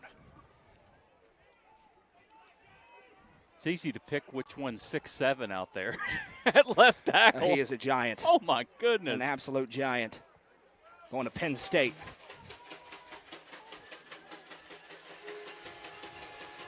Powell in the gun. Upperman trying to align the 4 down front. Snap taken. It's bobbled, so Powell's going to keep it himself around left side, and there he goes again. Powell tripped up, but the ball popped out, but I'm pretty sure he was down. No signal yet. He was definitely down. The ball popped out when he hit it. Yeah, it's all good. A gain of 11, and it'll be a first down for Beech to the 40-yard line. Yeah, Upperman doesn't like it, but it's obvious. And a timeout going to be called here by Beech with 1:05 to go in the first half. Yeah, and they're saying there was a fumble on the other side. We didn't have an angle of that, but that was on a tackle. This one, he's clearly diving and nobody around him, and the ball popped out late. And you're seeing why. We expected this sort of back-and-forth offensive game. Upperman put themselves in a hole with those 2 drives where they came up empty-handed. Beech with only 1 empty-handed drive so far. That means the Bees are going to have to force a turnover or get a big stop at some point if they want a chance to win the football game. Especially if somehow, some way, Beech can go 2 for 1 here. And that is certainly on the board here at this point, as you see 1:05 to go in a 14-14 first half. 264 yards rushing thus far between these 2 teams. And that is a thing that neither coach will like. Adam Kane not going to love 21 rushes for 153 yards for the opponent at all. 1 receiver split out each way. They've tried to change their front. It has not worked. Laster in motion again. He'll line on the left side into the slot. Powell takes the snap, play fake, dropping back to pass, looking downfield, hitting the backfield, gets away! Kaden Powell to the 40, 35-30, Powell at the 25 and out, at about the 20-yard line. 2 different Bees were there. They bit heavily on the pump fake, and Powell used the opportunity to get loose into the 19-yard line. Yeah, obviously with a rushing quarterback, when he doesn't see what he wants downfield, the old pump fake, do-si-do, and got daylight for 18 yards before he's touched. And this defensive staff saying, just hit him. Take him down out of the pocket. Don't bite on that pump fake. Both defenders did, and it turned what would have been a big sack into a huge gain. Now Swafford, plenty of time for Beech, 56 seconds. Powell takes the snap, gives to Swafford. Across the line, now he's hit, and the pileup arrives. It's still pushing. They're not blowing the whistle yet. Now they will at the 16-yard line. And we've got a timeout called by Anthony Crabtree. It is his second with 42 seconds to go. These two coaches absolutely sensational. Crabtree in his 21st season in Chaco Island, 189-66, 2 state titles, 3 state championship game appearances. Upperman, Adam Kaden in his 8th season, looking for victory number 80 in his campaign here. He's 79-15. They, of course, have reached a state championship game in his tenure. Elite staffs, elite teams going at it here tonight, and we're still very much up in the air, but this is a huge 42 seconds. We are live on the main UCR Facebook page, YouTube channel, the Hub Plus Roku app. Hub Plus Roku app, 106.1 The Eagle, channel 192 on Spectrum and Twin Lakes, carrier pigeon, projector screen, wherever else you could think of to watch a game, we're probably live there tonight. And I believe that timeout there was their final timeout. So we obviously anything inbounds that's not a first down could play a huge role right here. It will be 2nd down and 7 here for Beech. They are out of timeouts, as you just alluded to. And we'll see what they're going to do. It looks like they're going to go into the Maryland eye here from the 16-yard line. Typically they do this inside about the 8, and Adam Kane doesn't like that at all. He's going to burn his timeout, his final one that he has, and sends Kobe Justice in. I smile every time he calls a timeout. I don't know why. He's just methodical. It is just he uses timeouts as a chess game. You can't take them home with you. And it's just funny because he's the only one I've ever seen that he's going to use all 6 of them, and I just find amusing. Turner Roofing scoreboard.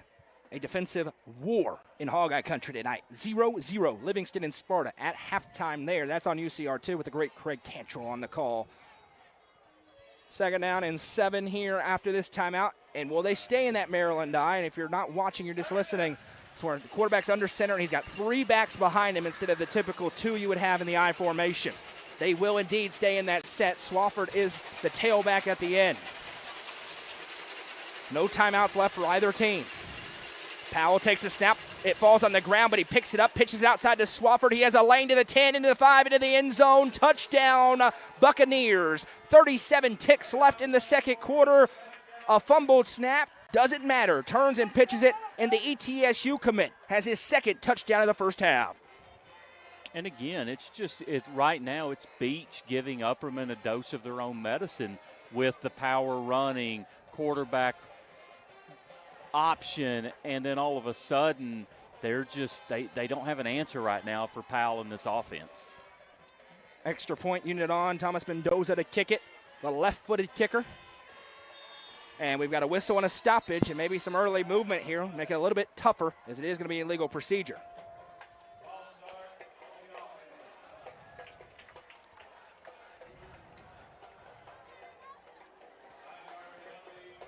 So that'll back him up 5 more yards, and Mendoza will have to kick it a little bit further back. And how aggressive will Upperman be, knowing Beech gets the ball to start the second half with no timeouts remaining? We'll wait and see.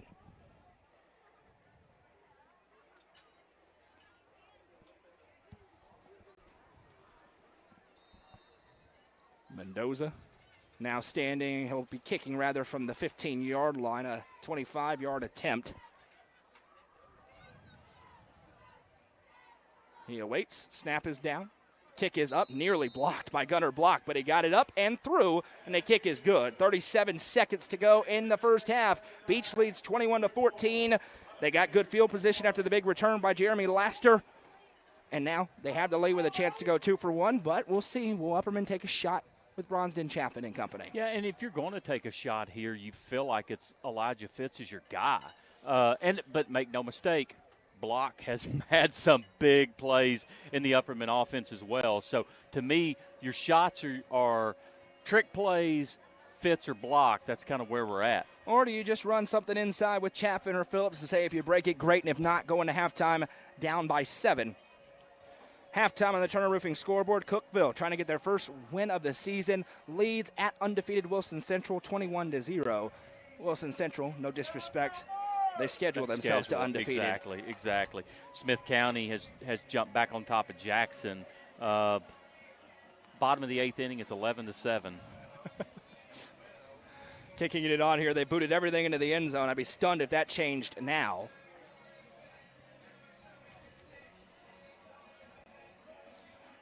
That's Nate Kroll on to kick this one away. Phillips and Fitz are back deep if they get an opportunity.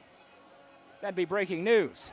Kroll puts his right foot into this one. This one is returnable. Phillips fields it on the 5-yard line. He bobbles it. It's on the ground. Now he picks it up. Phillips dances. DK Williams is there, and he wrestles him down on the 2. Now they won't be aggressive at all. There will not be a choice here. Back on the 2-yard line with 32 seconds to go here in the first half. Phillips said it go right through his hands and then kind of fumbled with it, and that's why DK Williams is on their kick return coverage. The only choice you've got is how are we going to lean the ball forward a little bit, because you can't just take a knee being on the 2-yard line. Yeah, that's going to be Bronsden Chaffin. Exactly. There's Right no choice how you do it, but it's. And if he breaks free, you say kumbaya. But if not, you're going to go into halftime back on your own 4-yard line, actually, is where they spot this one. And we'll see is it's going to be an empty set. Nope, Phillips will stay in the backfield with Chaffin. Beech loading up the front. They love a big negative play. Chaffin has the snap. He's going to keep it around left side. Chaffin accelerates, still on his feet to the 5. Chaffin at the 10, hit hard and driven down at the 12-yard line. 25 seconds to go here in the first half, and that'll probably be the final play of the half. Beech offensively been very good. Upperman with several self-inflicted wounds in the half, and that's why the Buccaneers lead, and they're going to get it to start the third quarter. And they will not be able to get another snap off even if they try. 4 seconds. They're trying to get lined up quickly, and it's at 0 seconds, and that will do it. At the end of the first half, it is Beech 21, Upperman 14. We'll come back with a Happy Hiller halftime show. Been a great one so far in the high school football game of the week, presented by Mayberry's Furniture on the Watson Chevy UCR Media Network. Up is the Upper Cumberland's best indoor golfing experience. With 3 state-of-the-art golf simulators, you can work on some of the world's best courses, all in the comfort of their climate-controlled facility. Want to know where you can improve? See everything from club speed to spin rate in seconds. They also have plenty of other games to enjoy time with friends. Conveniently located at 141 4th Street in Baxter. Stop in. Visit them online at teupgolfclub.com or call them at 931-559-GOLF to reserve your simulator today. T-Up is proud to support this broadcast on the UCR Media Network. Eminet's Eagle Auction and Realty is proud to present an online-only auction featuring 62 acres of wooded land. This property is being offered in 2 tracts, lying on either side of Highway 127, just minutes from Lake Cumberland. You can bid on this property at eagleauctions.com or call 931-526-5335 for more information. Bidding on this online-only auction ends October 2nd at 12 noon. Eminet's Eagle Auction and Realty is a proud sponsor of this broadcast on the UCR Media Network. Livingston Regional Hospital is Livingston's hometown hospital. Located at 315 Oak Street, Livingston Regional Hospital provides compassionate quality care for all patients from local people you can trust, so you can count on them to treat you like family. Their excellent staff offers years of experience and training to meet the needs of all patients. They understand the importance of providing care in a professional and comforting manner. They're proud to partner with Livingston Academy Athletics through the LRH Sports Medicine team. Livingston Regional Hospital is a proud sponsor of this broadcast on the UCR Media. The Quality Family, a local company supporting and caring for our local communities. The Quality Family offers services to get you back to the game. From bracing to oxygen and everything in between, we can meet your medical equipment needs with Buckeye Home Medical Equipment. If you have an in-home need for strength and conditioning, for example after a surgery or injury, Quality Home Health is available to provide individualized care while you are on the mend. For those with end-of-life diseases, Quality Hospice is available to provide nurturing care during those difficult times. Choose the Quality family of services for care within your community. Visit thequalityfamily.com to navigate all we have to offer you. Turfmasters Landscape Management has been serving the Upper Cumberland since 1996. They offer a variety of services, including lawn maintenance, landscape design and installation, landscape lighting, irrigation systems, and more. For more information, contact Matt Wilson at 931-261-1587 today. Turfmasters Landscape Management is a proud sponsor of this broadcast on the UCR Media Network. The Crouch team with Highlands Elite Real Estate proudly presents this 3-bed, 2-bathroom home located just minutes from I-40. This home has a completely renovated kitchen with quartz countertops, LVT flooring in the common areas, and a 2-car garage. For more information, visit chadandamycrouch.com or call 931-979-1191. The Crouch team with Highlands Elite Real Estate is a proud sponsor of this broadcast on the UCR Media Network. Looking for weekend lunch and dinner plans? Since 1971, Nick's Restaurant has been locally owned and operated. From mouth-watering prime rib to delectable ice cream pie, Nick's has it all.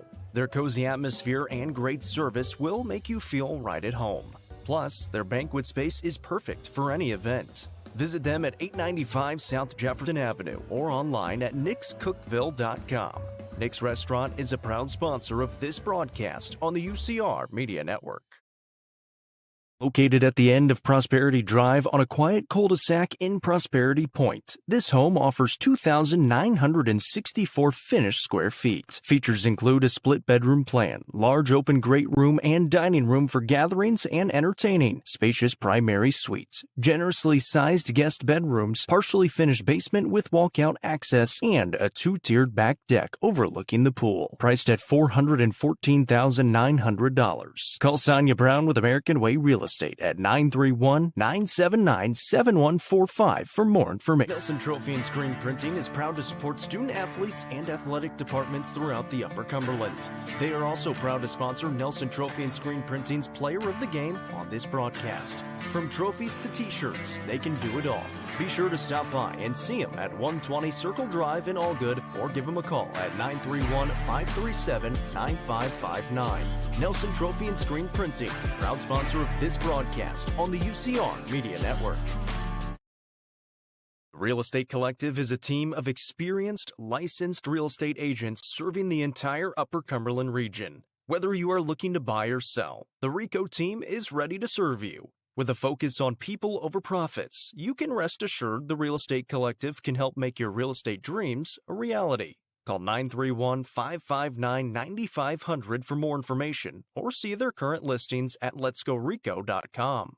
The Real Estate Collective is proud to support student athletes in our area and this broadcast on the UCR Media. Are you looking for the best dining experience in the Upper Cumberland? Visit Fire and Vine in Cookville's historic West Side. Fire and Vine offers great service and a unique menu, including mouth-watering deep dish pizza, delectable beef, chicken, fish, and more. Take in stunning views from the rooftop while enjoying your meal. Come and experience the charm and flavor of Fire and Vine, your new favorite spot for a memorable dining experience. Fire and Vine is a proud sponsor of this broadcast on the UCR Media Network. Getting the kids to practice on time. Remembering if it's your day to bring snacks. Making it to the game with a clean jersey. Why are simple things sometimes so complicated? Thankfully, with auto owners, insurance doesn't have to be one of them. Auto Owners works with independent agents who answer when you call, so you can worry about more important things, like whether your kid is going to run toward first or third base. That's simple human sense. Visit swallowsinsurance.com or call us today, 931-526-4025. Protecting your future, it's what we do. It's time for the Happy Hiller Halftime Show. Visit happyhiller.com to see how our friends at Hiller can help solve your plumbing, heating, cooling, and electrical problems today. It's happyhiller.com. Beech with a 21-14 lead at the break here over Upperman. First half stats. Beech has run the ball 24 times for 193 yards. They have 25 passing yards for a team total of 218. Upperman's run for 120, thrown for 125. They've outgained the Buccaneers 245 yards to 218. When you talk about the tale of this game so far, a couple of things leap out to you. You look at the penalty in this game. 3 for 31 for Upperman. Beech has 3 for 24, but unquestionably the penalties hurt Upperman way worse because all 3 of them came on the same drive. The opening drive of the game, were forced to punt it away there, and then the turnovers. Upperman with 1 turnover, Beech with 0. In a game in which we said the first to get a stop or 2 can win, they've had that stop or 2. Beech has, Upperman has not. Upperman will get the ball to start the second half. We'll talk about what that means, but first. Beech. Sorry, you're right, Beech. Beech gets the ball to start the second half. We'll talk about what that means, but first let's take a look around the state on the Turner Roofing scoreboard. We'll do a little bit of scoreboard action. Hillsborough over Glencliff, 7-0. Elizabethton 24-0 over Cherokee. Good matchup, 3-1 versus 4-0. Claiborne 14-6 over Johnson County. Gatlinburg Pittman 14-0 over Pigeon Forge. Granger 8-6 over Northview Academy. Science Hill, Steve Spurrierville 54-0 over Cott County. That's a final. And listen, Sevier County's good. Real good. I'm anxious to kind of see how their season plays out. I believe they get Greenville next week. Oh, my Great goodness. football game in East Tennessee. 55-7 over David Crockett at this point. Bad news. Not Chucky Doak. Bad news. South Green and Chucky Doak. It's just not going to go in your favor tonight. That Chucky Doak started so good this year and falling apart. Well, tonight it's 42-0 final. I apologize. Breaks my heart. 4-0 Greenville versus 0-4 Sullivan East. 750-0. 42-0. Is that in the first quarter? At the half. And I'm glad that UCR did not travel to Hancock County for the 0-4 Hancock County Pioneers or whoever they are, and the 0-4 Unica. It's 13-0 at the half. Thank you for not sending me over there. Thank you, we sir. We thought about it. Thank you, sir. It was this or that. Bradley Central over Red Bank 21-10 late in the fourth quarter. Gibbs, Morgan Wallenville, Kenny Chesneyville 21-13 over South Dole in the third quarter.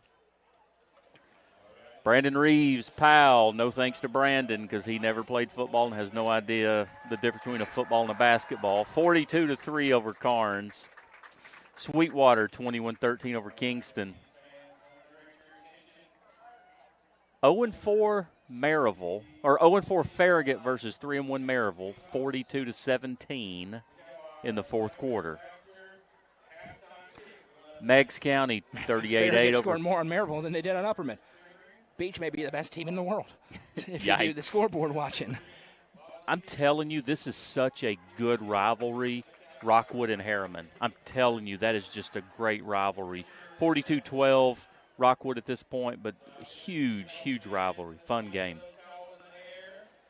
Guess the score. Game of the week, Noah McKay. Let's do it. York Institute, Bledsoe County at the half. Yep. Guess the score. York Institute, Bledsoe County at the half. I'm going to go 7-7. It is 6-0 York. There we go. We talked about on UC Game Day Morning and on the Tuesday Night Football show, we talked about how York, we're going to learn the first thing we know about York in this game because of the schedule they played so far. Livingston last week, Meigs County the week before, and then 2 4-4A teams with White County and Stone Memorial. We didn't know anything about a comparable opponent for York Institute. They get one tonight. Bledsoe County, ranked in the state Tennessee Sports Art Association poll. Don't forget about those Dragons in that 2A region. Good for them. Good for them. Stone Memorial Loudon. Stone up 28-7, middle of the third quarter. Take that back. Quick update, 28-14, middle of the third quarter, Stone and Loudon. This game tells you a little bit about White County, McMinn County, Soddy Daisy, both 3-1, 14-7. Who's up in that one? McMinn. Okay. So Soddy Daisy's probably a little better than we anticipated, which that week, it's just funny how the week 1 and 2 matchups, you see scores and you don't really know, and as it plays out, you realize White County should have won that game, but that's a good football team that snuck in there and beat them. Oakland 14-0 over Siegel. Smyrna 21-3 over Rockville. Riverdale 21-0 over Stewart's Creek. Fun matchup. Kind of surprising, and I think you guys talked about this earlier, but Cannon County is a pretty good football team. It's 28-13 against a really, really, really good Gordonsville team. Gordonsville up in that game right now, 28-13. This tells a little story about what Cookeville has to look forward to next week. Yes, indeed. Green Hill is 2-2, and they are beating Gallatin 29-6. Well, Gallatin we know can pour it on in a hurry, as they scored about 40 unanswered last week on Cookeville in the second half. But Green Hill very, very good. Got Smith County 11-7 over Jackson. Trousdale in the second quarter. I don't think this is the actual update. It's 14-7 over Clay. I think someone don't hold me to it. I think Trousdale. Yep, Trousdale scored one more time, 21-7. Cookeville at the half, up on Wilson Central, 21-0. Going to skip down just a little bit and see if there's anything that catches our eye.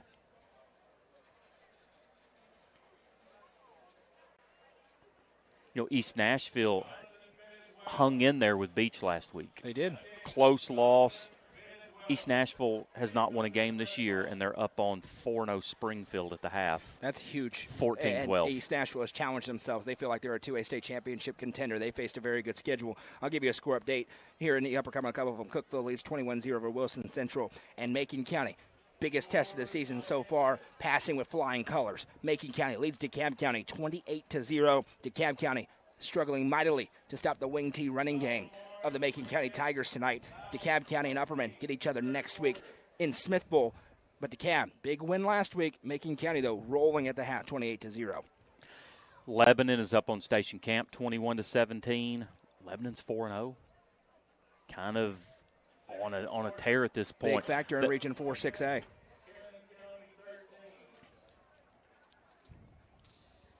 We're not as worried about No, we're West Tennessee. Hey, do you want me to give you all the Division II scores? No, we're not worried about Division II. Congratulations on your money. When we come back, we'll have a report from Hallie Gunlock. She talked to Adam Cannon his way into the locker room. You know, that locker room got a little bit of renovations. There's a lot of new paint and wallpaper and stuff. I bet it may look a little different after this halftime is done. Coach Kane probably not thrilled. We'll ask what he had to say to Hallie when we come back in the Happy Hiller halftime show. Hey, don't forget the high school football game that we presented by Mayberry's Furniture through tomorrow. Half off sale. Both locations, Cookeville and in Crossville. Go and check it out. You're never going to find a better deal on the best furniture you're going to get. Also offering in-store installation. Make sure you go and check out their half-price sale tomorrow. Tell them that we sent you, the presenting sponsor of the high school football game of the week. When we come back, we'll have much more in the Happy Hiller halftime show, and then get to the third quarter action as Beech leads Upperman 21-14.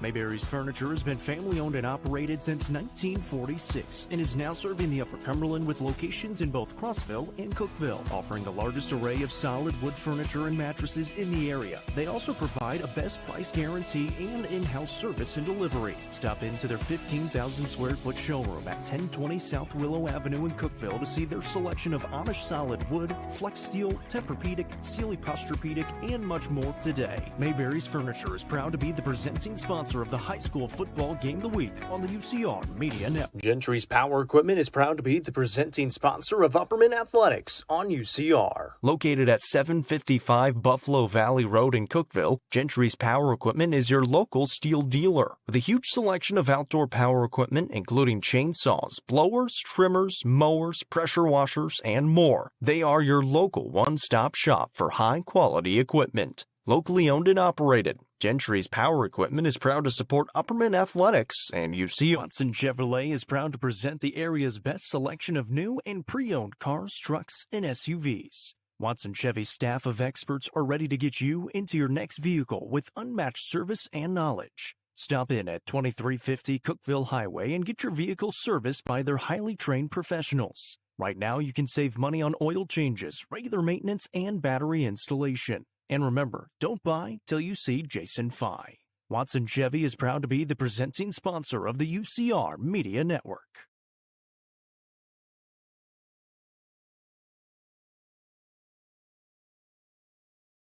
If you're happy and you know it, clap your hands. If you're happy and you know it, clap your hands. If you're happy and you know it, then your face will surely show it. If you're happy and you know it, clap your hands. When you see the happy face on our truck, Killer! You'll be smiling cause you know that you're in luck. Killer! When you fix the thing, you know it. Killer solved it like you hoped it. If you're happy and you know it, shout it out. Killer! The John Deere 5E is built for our way of life, and it's backed by Tri-Green Equipment's tried and true support. So stop by your local Tri-Green Equipment store to take advantage of financing as low as 0% APR this fall. Mowing, cleaning, hauling, whatever is on your to-do list, Tri-Green has a John Deere tractor built to handle it all with ease. Whether you're tending the land or tackling weekend projects, this is a season to get things done. Visit us online at trigreen.com to see how affordable a John Deere tractor can be. Legacy House is right here in the heart of Smithville. It's more than a boutique. It's a family story woven into every thread. I'm Amy Allen, and I started this place with my 3 beautiful daughters. We offer timeless pieces that feel both classic and bold. From rich textured clothing to one-of-a-kind accessories, this shop has a perfect mix of heritage with a modern edge. So come on down. You'll find more than just fashion. You'll find a place where legacy and style meet. Located at 104 West Walnut Street in Smithville, stop by and see their selection Tuesday through Saturday. Legacy House is proud to be an all-inclusive sponsor of UCR. Tee Up is the Upper Cumberland's best indoor golfing experience. With 3 state-of-the-art golf simulators, you can work on some of the world's best courses, all in the comfort of their climate-controlled facility. Want to know where you can improve? See everything from club speed to spin rate in seconds. They also have plenty of other games to enjoy time with friends. Conveniently located at 141 4th Street in Baxter. Stop in. Visit them online at teupgolfclub.com or call them at 931-559-GOLF to reserve your simulator today. Tee Up is proud to support this broadcast on the UCR Media Network. Amanette's Eagle Auction and Realty is proud to present an online-only auction featuring 62 acres of wooded land. This property is being offered in 2 tracts lying on either side of Highway 127 just minutes from Lake Cumberland. You can bid on this property at eagleauctions.com or call 931-526-5335 for more information. Bidding on this online-only auction ends October 2nd at 12 noon. Amanette's Eagle Auction and Realty is a proud sponsor of this broadcast on the UCR Media Network. Livingston Regional Hospital is Livingston's hometown hospital. Located at 315 Oak Street, Livingston Regional Hospital provides compassionate quality care for all patients from local people you can trust so you can count on them to treat you like family. Their excellent staff offers years of experience and training to meet the needs of all patients. They understand the importance of providing care in a professional and comforting manner. They're proud to partner with Livingston Academy Athletics through the LRH Sports Medicine Team. Livingston Regional Hospital is a proud sponsor of this broadcast on the UCR Media Network. The Quality Family, a local company supporting and caring for our local communities. The Quality Family offers services to get you back to the game. From bracing to oxygen and everything in between, we can meet your medical equipment needs with Buckeye Home Medical Equipment. If you have an in-home need for strength and conditioning, for example after a surgery or injury, Quality Home Health is available to provide individualized care while you are on the mend. For those with end-of-life diseases, Quality Hospice is available to provide nurturing care during those difficult times. Choose the Quality family of services for care within your community. Visit thequalityfamily.com to navigate all we have to offer you. Welcome back as we continue on with the Happy Hiller halftime show. Upperman trails Beech 21-14. Hallie Gunlock caught up with Adam Kane on his way into the locker room. Hallie, I imagine Coach Kane maybe not the most thrilled person in the world. He kept it short and sweet tonight. All he said was we need to tackle, get the quarterback down, as we mentioned throughout the whole game. That was their main focus on defense. Said some of his guys looked like they really didn't want to play out there tonight. Really need to get that going. Of course, kept it short and sweet. He said that they don't have a lot of momentum right now. I'm sure he had a lot more to say in the locker room. Back to you guys. 24 carries for 193 yards for the Beech Buccaneers offensively, Jeremy. It's just not the standard that Upperman football expects of themselves. They try to go to the 4-down front. I do wonder, do they go back into the 3-3 stack and maybe start to send some linebacker blitzes? Because the 4-down front simply didn't work against Chelton Swafford and Kaden Powell. Yeah, I agree. And, you know, we talk about how these teams are just about as close to mirror images as you're going to find. And right now, Upperman's kind of getting out-Uppermaned. if that makes sense. They are. Well, and one of the two differences, the fumble is the biggest difference in the game right now. And that is the kind of game. So now if you're the Bees, you got to find a way to get a big negative play or force a turnover, or else if the script continues, doesn't matter how many they score, they're going to lose tonight on their home field. Yeah, and you just can't in a game this crucial, and we talked about it earlier in the game, but drives are at a minimum due to the clock running from both of these running football teams. And if you don't score, or like you said, you have a turnover and you lose a possession, you're behind the 8 ball the whole night. The last time Upperman lost a regular season game at Billy C. Rogers Stadium, September 9th, 2022, when Fayetteville came here 29-6. Irony out of that moment, that game was also on homecoming that night. They lost the next week at Stone Memorial and then didn't lose again in the regular season for 1,088 days. If they want to continue that regular season home winning streak, they're going to have to put together a comeback effort in the second half. One more break, and then we're back with third quarter action here. The Buccaneers will receive the kickoff when we come back. This is the high school football game of the week, presented by Mayberry's Furniture on the Watson Chevy UCR Media Network. The Quality Family, a local company supporting and caring for our local communities. The Quality Family offers services to get you back to the game. From bracing to oxygen and everything in between, we can meet your medical equipment needs with Buckeye Home Medical Equipment. If you have an in-home need for strength and conditioning, for example after a surgery or injury, Quality Home Health is available to provide individualized care while you are on the mend. For those with end-of-life diseases, Quality Hospice is available to provide nurturing care during those difficult times. Choose the Quality family of services for care within your community. Visit thequalityfamily.com to navigate all we have to offer you.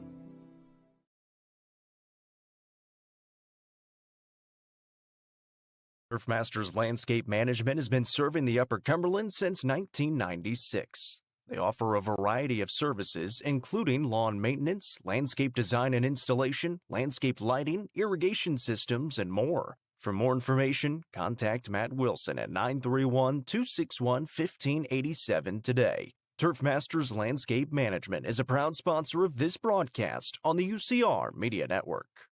The Crouch team with Highlands Elite Real Estate proudly presents this 3-bed, 2-bathroom home located just minutes from I-40. This home has a completely renovated kitchen with quartz countertops, LVT flooring in the common areas, and a 2-car garage. For more information, visit chadandamycrouch.com or call 931-979-1191. The Crouch team with Highlands Elite Real Estate is a proud sponsor of this broadcast on the UCR Media. Looking for weekend lunch and dinner plans? Since 1971, Nick's Restaurant has been locally owned and operated. From mouth-watering prime rib to delectable ice cream pie, Nick's has it all.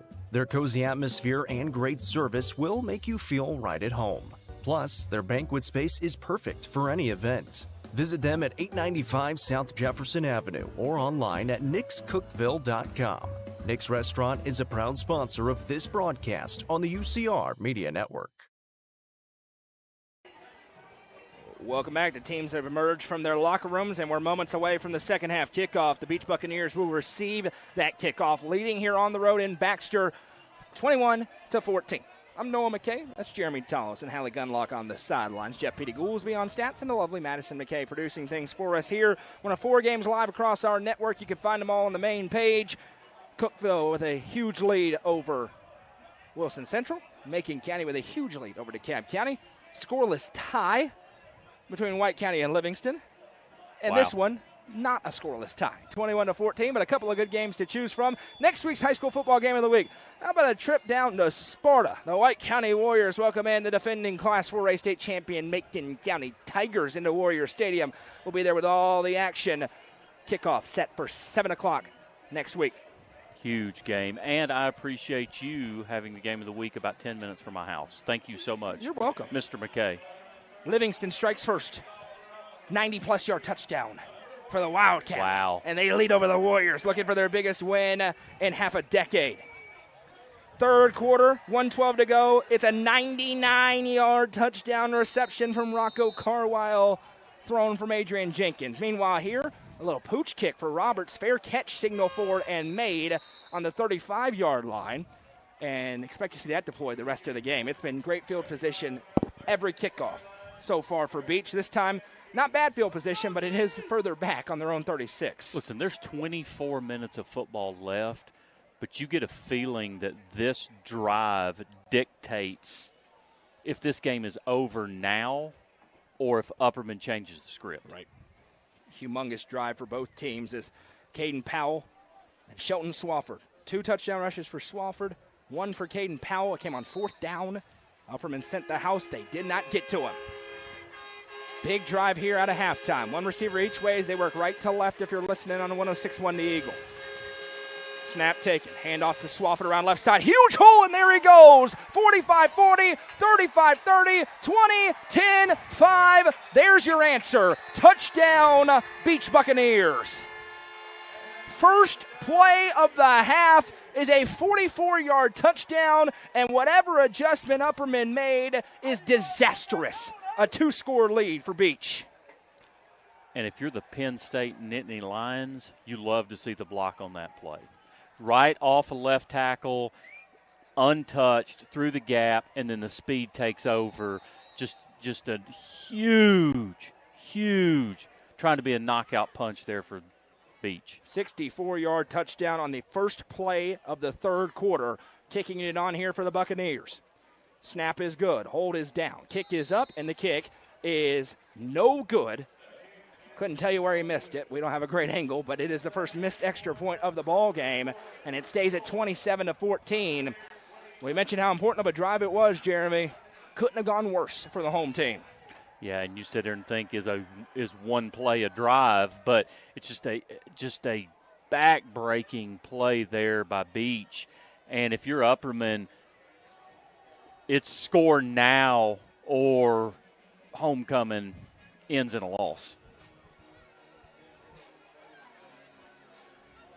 Checking here on the Turner Roofing scoreboard, mentioned a 99-yard touchdown catch from Adrian Jenkins to Rocco Carwile. And late in the third quarter, Livingston trying to knock off Sparta. And not only would that be huge in a lot of ways, it put Livingston in contention not just to make the playoffs, but to potentially host a playoff game. Playoffs? The job Caleb Qualls and that coaching staff has done this year. In spite of his dad, doing a great job. Old officiating. I love O'Shane. Here we go. Kicker is on here. They only had one returnable, and it ended on the 2-yard line. This time they're just going to boom it deep. And now pressure onto the right arm of number 8. Bronsden Chaffin going to lead his troops out. If you score, you're right back where you were. But you got to score if you're the Bees. To me, the key on this drive for Upperman is you can't panic. You know, there is 23 minutes and 51 seconds left in this game. You can't panic. You can still be Upperman here. You got to score here and figure it out on defense. Largest home deficit for the Bees in the regular season since week 3 last year against Macon County. They came back to win that game. Snap taken, play fake. Chaffin looking left, fires into the flat. Tate Porath makes the catch, breaks a tackle, still on his feet, and now will be slung down after a gain of 14. They missed on that play earlier. They get it there for a Gary Maxwell Insurance and Baxter Pharmacy first down. And Upperman just wants to be methodical on this drive and just be Upperman and go down here and score a touchdown. On the Turner Roofing scoreboard, Hunt Reese with a 5-yard touchdown rush, and Cookeville is going to win their first game of the season. 28-0, middle of the third quarter in Wilson County for them. Cookeville with their backs absolutely against the wall, answer the bell. Good for the Cavaliers. Speaking of backs against the wall, that's what this Upperman team has. 2 receivers to the right, 1 to the left. Big Colton Johnson in the slot. Chaffin takes the snap, going to keep it himself. Beech ready for that on the little fake keep, and he'll be brought down by a host of Buccaneers. No gain on the play, maybe a loss of a yard. It will be right at the original line, 2nd and 10.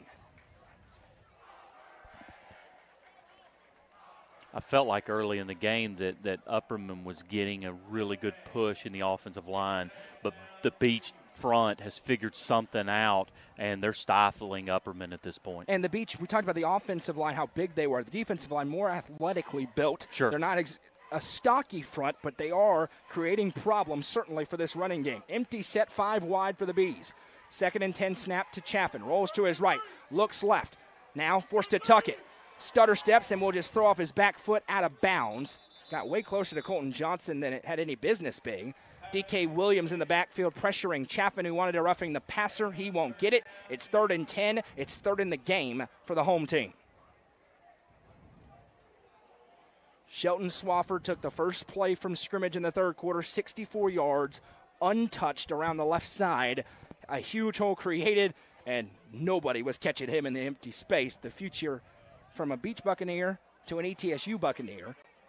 You know, I have only been coming to games not refereeing for the last couple of years. This is the quietest I've ever heard an Upperman home. It is silent right now on 3rd and 10. Chaffin with an empty set, has the snap, drops back to pass, has time, fires over the middle of the field, looking for Phillips. He's hit. Wow, no flag.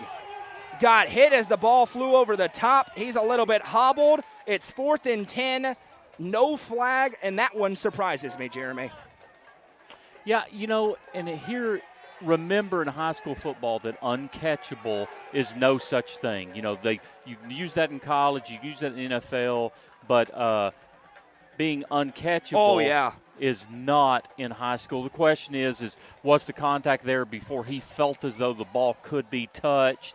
And in his opinion, he felt as though that he timed it up well. We have the luxury of a little bit of replay with the stream pulled up. That was definitely defensive pass interference. Beech gets away with one on 3rd and 10, and now Phillips on to punt it away. This game nearing overtime early. Ball hops up to Laster. He fields it on a hop. Now he's looking to return it. He gets away from a tackler, and look out. Jeremy Laster to the 45-50. It's coming back. Laster bounces upfield to be wrestled down. A huge return, but it was freed up by a big block thrown in the middle of the field. Flag sitting on the 46, and question is it blocking the back or a blindside block? Either way, Beech will start back in their own end a little bit, trying to ice it away with a 2-score lead on the road. Yeah, 5 yards difference in those two penalties, so and it's a hold. Well, the third option. 10 yards, either way. And it looks like it is right at the 46, so that'll back them up to the 36, which is exactly where they started the last drive. And it took one play for a touchdown. And if you're an Upperman fan there. Actually, were 2 fouls called on that play. The back judge is the one that has that flag, and they really felt like they deserved the flag on the previous play. Yeah, and the Comets not happy about it, and they're right. We got the replay on that. The officials don't have the luxury of that, but got clipped out from under him as that ball flew over the top.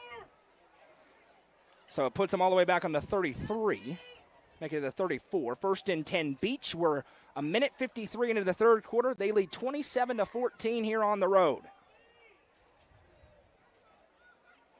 And you can argue about the foul till the cows come home. They can't get it spotted right. Now it's back to the 36. But if Upperman doesn't get a stop, it means nothing.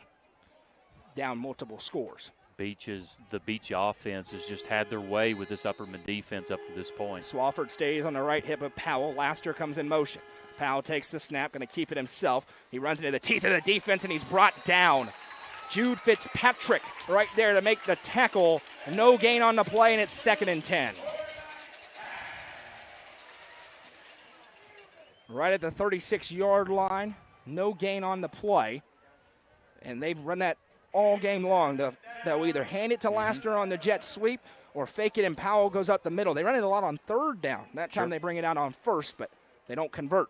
Upperman needs to make some plays as well to get this crowd in this game, because this crowd is as intimidating as any crowd, but they're silenced at this point. Powell in the gun, takes the snap, play fake, rolling out to his right, looking downfield, throws over the middle. Laster makes a great catch. Had to reach out and grab it on the fly on a fastball in from the Kentucky baseball commit, and now we've got a flag late. Elijah Fitz clapping his hands together, indicating it may be against Beech, but it's way after the play. It'll be 1st and 10 for Beech, wherever they mark this one off to. Yeah, it'll be the end of the play. Remember, it will be 1st and 10 no matter where they go. A non-contact foul there is always an unsportsmanlike, so that will be one unsportsmanlike against and they are looking at Beech, so I think this one clearly going to go against them, and they got the little notepads out to mark down what you're talking about. So should be 1st and 10. 15 yards, 1st and 10 there as a dead ball. But remember, that's one against him, unsportsmanlike. And that was a tremendous catch by Lassiter across the middle of the field. He let him know about it, too. He did. Whatever he said got him a 15-yard penalty, but it is 1st and 10 upcoming here. Sounds like he let them, their mom, and their grandma know about it. Right now the chains have not moved back, but I believe it is going to be 1st and 10. It should be. And now they will go back. 9:20 to go in the third quarter, 27-14, Beech with the lead on the road.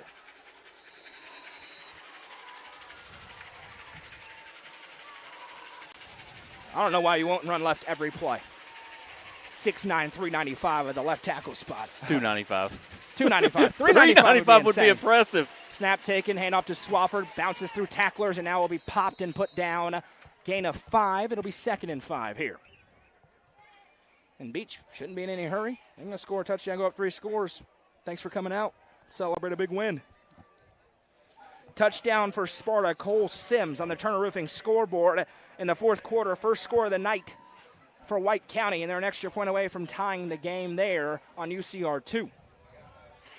We're going to talk about that game. We're going to talk about this game. Friday Night End Zone Show presented by Rico, coming up around 11 o'clock tonight. Jumbo set for the Beech Buccaneers. Powell takes the snap, gives to Swafford up the middle, dances through blockers, now pushing forward. Swafford still on his feet. Bees ripping at the football. He's still running forward. They're not trying to tackle him. There's a flag down. He's still pushing the pile. It moved an extra 15 yards. We got flags all over the place, though. Good luck, Jeremy. Please tell me we've got assisting the runner. I believe that's what you're going to have. That's what I want to see. You don't see it often, but it seems like that's what they're going to have. The pile moved. It is 15 assisting yards, the runner. Assisting the runner. So what is that penalty? 5 yards, spotted the foul. I think it's going to be a first down for the Buccaneers. But if you're Adam Kane, you don't love any part of that because they're trying to rip at the football and it moves forward. Assisting the runner is the penalty. I think it's going to be enough for a first down, as that appears about 7 yards down from where that marker is. And it will be enough for a Buccaneers first down at the 46. Exactly how you scripted that play up. 18-yard run, 5 yards for assisting the runner, 1st and 10. Exactly how you would have called it. From the 46. This game's been weird. Just a lot of weird stuff happening. What's not weird is Beech is out in front. One receiver each way. Swafford in the backfield with Powell. That move is tied in across. Has the snap. Going to give to Swafford. Hitting the backfield. Foot race. He's wrestled down, and then the cavalry arrives and puts him down. Andrew Bohan. First one in there defensively for the Bees. Hurt. It's going to be 2nd and 13, but as you said, Swafford's hurt. Chelton Swafford, he got taken down by a host of Bees, and unfortunately on the sideline, he is down. So we'll keep an eye on that. Hopefully, I mean, he's having an unbelievable football game. 3 touchdowns, electric back.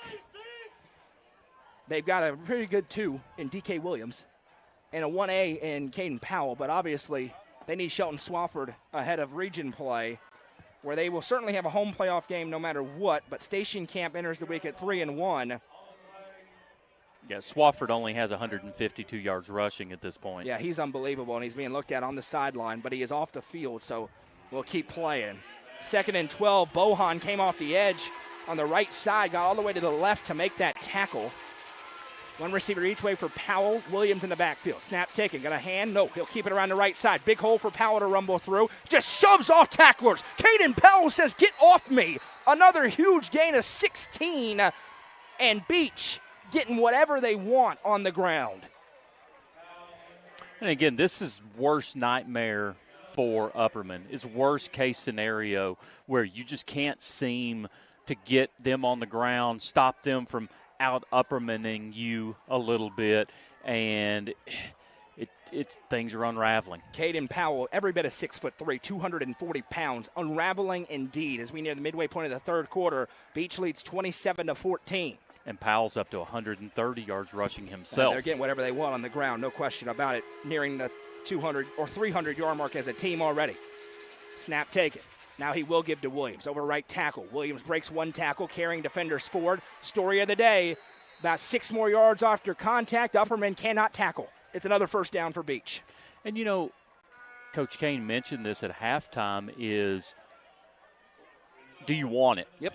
And he felt like some of the players just didn't want to be here. They didn't want it. And there's no one that knows his team better than Coach Kane. And right now it's this game, the winner may already be determined. No doubt. The score update, the Turner Roofing scoreboard, Caden Weitzel, long touchdown run, and the floodgates have opened. The offense is now showing up in the fourth quarter there in Hogeye Country. Livingston back in front, 13-7, pending the extra point. Upperman's got to decide if they want to be embarrassed on homecoming. 1st and 10 upcoming here. Powell motions Laster across, takes the snap, going to give to him on the sweep, cuts upfield, Laster breaks a tackle, and now will be pushed backwards and finished off there. The ball came out late, but they'll say he was down. That may be forward progress. It was forward progress for sure. So they'll give him a gain of about 4, make it 5. It'll be 2nd and 5 on the jet sweep. Again, no Chelton Swafford, and with how they're running right now, you get a layup next week against Hunters Lane, who's winless so far. You have no reason, if you're Anthony Crabtree, to put Chelton Swafford back in the game. Of course. 2nd and 5, 4:56 and counting to go here in the third quarter, and they're going into Maryland I to try to run it through Upperman's face. Snap taken, turn and hand off to the fullback. He's hit, carrying defenders forward again and taken down after a gain of 3. It'll be 3rd and 2. And we've got a cramp for one of the big men down there, and now he's back up on his feet, and we have a late flag coming in, and I think this one's going to be on one of the Bees. And again, be the same situation. Non-contact dead balls, always an unsportsmanlike.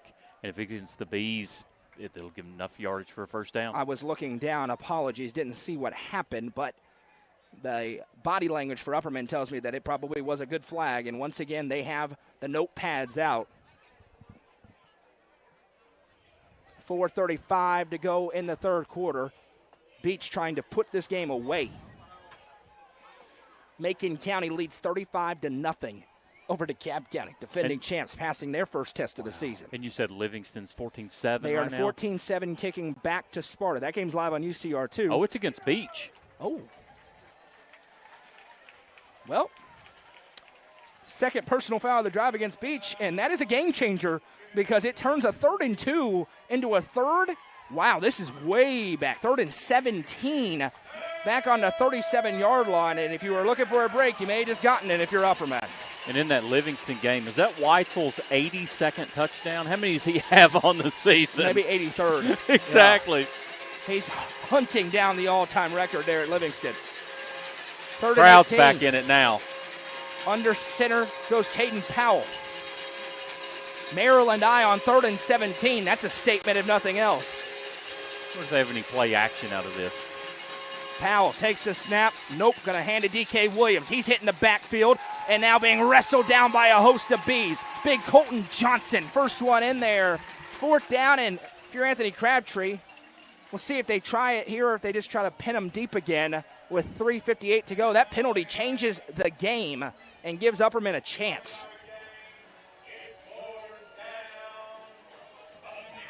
And they're leaving the offense on the field for now on 4th and 16 in no man's land at the Upperman 35-yard line, and now they will bring the punting unit out as Caden Campbell will come on to kick this one away. He has one punt. It went into the end zone in a similar situation for a touchback. Score update, Clay County, we wondered. They're going to wake up. The Dogs they got off the bus, didn't they? 21-21. They tied it up with Trousdale County after trailing 21-7. And it is the offense on the field. 2 on the play clock, though. Beech out of time. They don't get the snap off. It's a delay of game. They took a long time to decide if they wanted to go for it.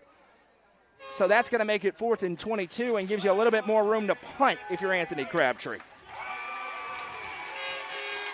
And all of a sudden, it's not silent in here. That penalty changed the energy in this ball game. And again, we don't know how this game plays out for the next 15 and a half minutes, but let's remember that extra point miss as well. Brock Miller goes back to punt. Upperman's going to have a chance to cut it to a score with 3:13 to go. Carmine Phillips standing on his own 10-yard line to receive. Miller has a chest-high snap, takes his time. Pooch kicked this one. It's returnable. Phillips going to field it at the 10-yard line. Carmine looking for the edge. In a foot race, he'll be hit. D.K. Williams now stares him down. Got to be careful with a lot of personal fouls being thrown. He hawked down Carmine Phillips. 1st and 10 Upperman from their own 11-yard line. And we talked about it early in the game, but the play there just shows the athleticism of Beech. And important note, Livingston missed the extra point. They lead Sparta 13-7, and White County is driving in the fourth quarter. We'll let you know a time when we get one there. 3:03 to go in the third quarter here. Upperman look to be dead to rights. Now they've got the football back, trying to cut it to a score. Deep in his own end, Bronston Chaffin has the snap. Going to give to Carmine Phillips over right tackle. Phillips with a big stiff arm, spins off of his man, and then it's crunched. D.K. Williams again, but that's targeting. Helmet-to-helmet hit 100 out of 100 times. It is not college, so it's not an ejection, but this is going to be 15 free ones for the Bees. As textbook of a helmet-to-helmet as you're going to find in the high school ranks. They get a face mask. It's a helmet-to-helmet hit. It's 15 yards here regardless. Now, that dude's a tomahawk missile. And now Adam Kane is not happy with the Beech Buccaneers at all. And I'll tell you, it's because of some of the jawing. And we've seen 2 personal fouls, make it 3 now on Beech. And Coach Kane, as animated as you're going to see him on a sideline, was out around where the numbers are written, incensed. The tenor has changed in the past 5 minutes or so, and the refs have got to keep this one under control. Yeah, a really good official there on the Upperman sideline to help facilitate that. There's 7.5 minutes to go in the fourth quarter rather of that Sparta Livingston game. By the way, we'll keep you updated. You can watch it on UCR2, and we won't be offended. 1 receiver each way. Chaffin in the gun, and he's got a new back with him in the backfield. Play clock. The play clock was at 25 instead of 40, so they got to put more time back on. And the back in the backfield is Jack Smith, a sophomore. Carmine Phillips got lit up. We'll see if he is able to get back in there. He's being helped off the field by the trainer, Reagan Lamb. Bronston Chaffin carries it over right tackle, breaks the tackle, still on his feet. Bronston Chaffin pinballs forward. There he goes at the 45-50. Chaffin in the 45. New life for the Bees. And Adam Kane firing up his crowd on a Baxter Pharmacy and Gary Maxwell Insurance first down. And Carmine Phillips is feeling it. He wants to get back in there. Reagan Lamb, one of the best in the business down there on that training table. Got to make sure he's got everything upstairs fine. From the 45-yard line, that I've never seen Adam Kane like this. And I've seen him in a state championship game. He is not happy with, I think, some of the extracurriculars in this game. 1:51 and counting to go in the third quarter. Smith, the tailback, you're going to see a whole lot of number 8 running the football. Chaffin takes the snap, play fake, dropping back to pass. Looks left, fires to block. It's intercepted. Picked off, and there they go the other way. 50, 45, 40, 35, and Chaffin able to knock him out of bounds. Read the out route the entire way. J.R. French, the junior corner, was never fooled. And Beech takes all the momentum right back. It's amazing how emotional this Upperman crowd was 45 seconds ago, and now it's dead silence again. And now way behind the play, Elijah Fitz is down and cramping, and he's waiting on some help. And it's just getting a little chaotic right now down there, Jeremy. This is a huge play, and now we have a flag coming in, and this is going to be on the Upperman sideline. It's getting ugly. In a lot of different ways, it's getting ugly right now, and this one is a powder keg on the edge. They have got to find a way to calm everybody down. Yeah, I feel as though the flag on the Upperman sideline there isn't necessarily him walking out on the field trying to get their attention. It's probably what he said.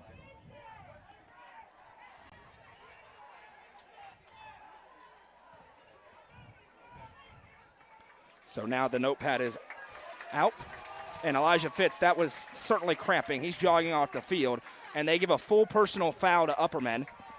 So that'll be half the distance to the goal. And at the end of that play, Upperman was going down and trying to cut it to one score. Beech, deep in the red zone, going to have a 1st and 10 from the 15-yard line to try and finish this game off and push it to a 3-possession lead.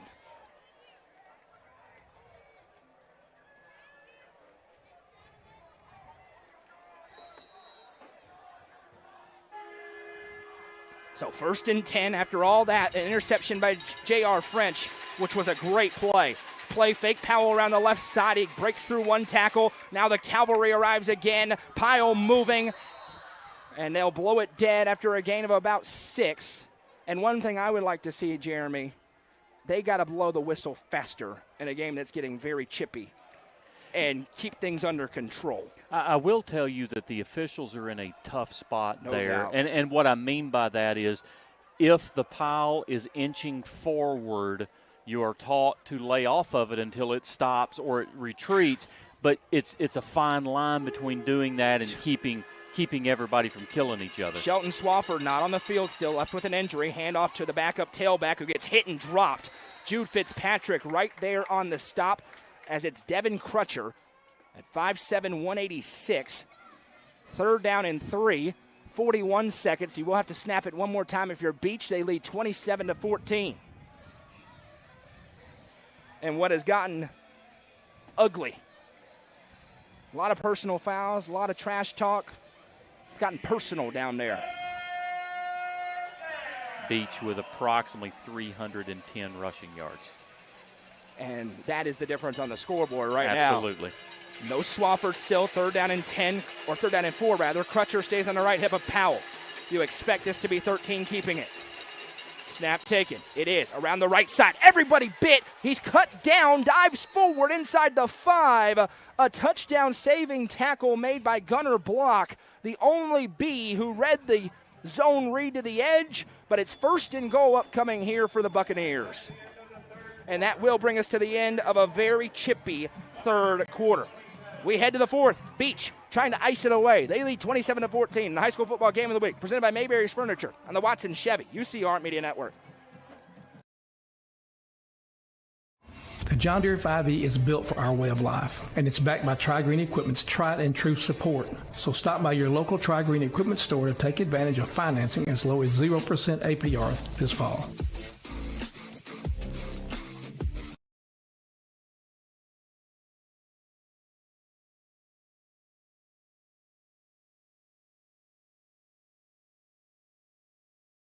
Mowing, cleaning, hauling, whatever is on your to-do list, Tri-Green has a John Deere tractor built to handle it all with ease. Whether you're tending the land or tackling weekend projects, this is a season to get things done. Visit us online at trigreen.com to see how affordable a John Deere tractor can be.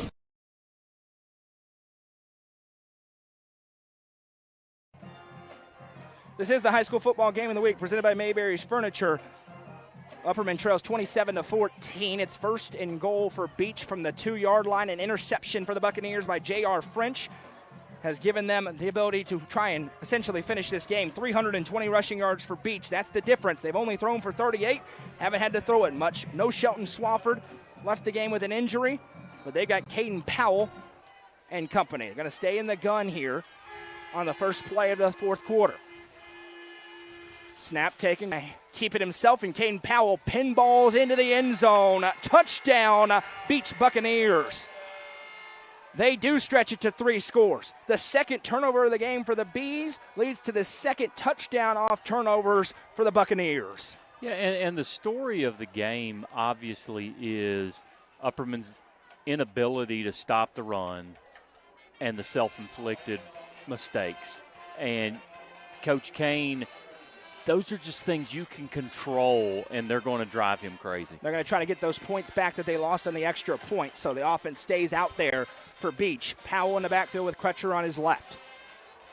Powell, awkward snap, handles it. Going to roll to his right, looking downfield. He can run in if he wants to, and he will. Powell sticks the ball out into the end zone. 2-point conversion is good, and Beech stretches the lead to 21. It's 35-14 with 11:57 to go here in this 4th quarter. Livingston Academy gets a stop in the Wildcats. Lead 13-7. Late in the 4th quarter, trying to knock off Sparta and get a humongous signature victory there. We mentioned Macon County routing DeKalb County tonight. They were up 35-0 when last checked. Let's be fair to Livingston. In the Upper Cumberland, outside of Overton County, I don't know a lot of people gave Livingston much of a chance for this game tonight. You know, Caleb Quall said before the season started they want to be a playoff team, and everybody said, well, are you sure? Ooh, no. That looks every bit the part of a playoff team right now. We'll keep you updated on all these games as we go. As you see, Michael, thank you for the comment. Gordonsville leads Canyon County 35-13 in the middle of the third quarter. Cookeville rolling past Wilson Central 34-6. Middle of the fourth quarter there. The Cavs going to get their first victory of the season. Kicking it on here for Beech. Upperman's offense has moved it at times, but they have had a couple of critical mistakes. A fumble, an interception, and 3 penalties on one drive have stalled them out on different occasions. Exactly, and if you're Upperman, 149 yards rushing, 139 yards passing, 288 yards, you feel like you're in really good position in this game. A booming kick. It's going to be fielded in the end zone for Elijah Fitz. So he wanted a return, can't get it. As soon as it's in the end zone, dead ball. And that's another thing Beech has been great at in the special teams. Seems like every Upperman drive has started deep in their own end, inside the 20 or at the 20. Yeah, and like you said earlier in the game, vice versa, Beech has been able to return and start 35, 40, 45-yard line. Huge advantage. Only chance the Bees have is a quick strike. Beech's offense has been very good tonight, 35 points, and Upperman's had no answer for the power running. 2 out to the right, 1 to the left. Carmine Phillips is back in the game, and he's in the backfield. That's good to see after taking a shot. Chaffin takes the snap, dropping back to pass. Fires a fastball caught by Colton Johnson, and he'll pinball off of defenders and down. To Gary Maxwell Insurance and Baxter Pharmacy, first down. Big Colton Johnson having a strong game.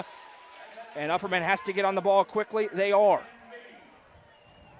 Chaffin has him set up again, a 4-receiver set. Beech still getting set up. Snap taken. He tries to fire the quick hitter to Phillips. And now we've got a scrum late, but it's just some hand fighting. Everybody's okay. And it'll be 2nd and 10.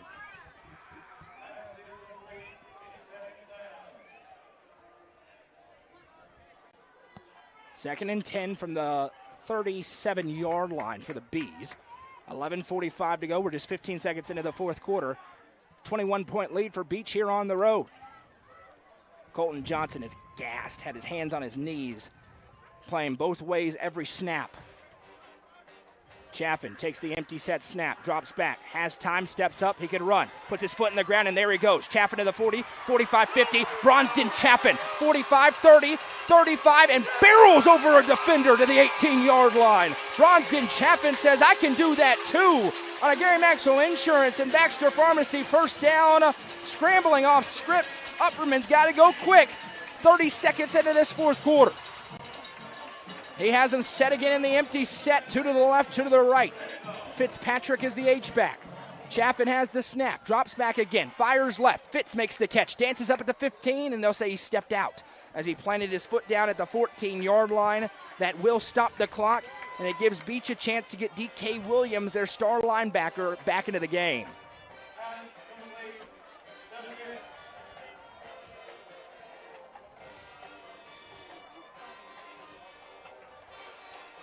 Second and 7, make it 6 here for the Bees. 11:24 to go in the fourth quarter. They trail by 21.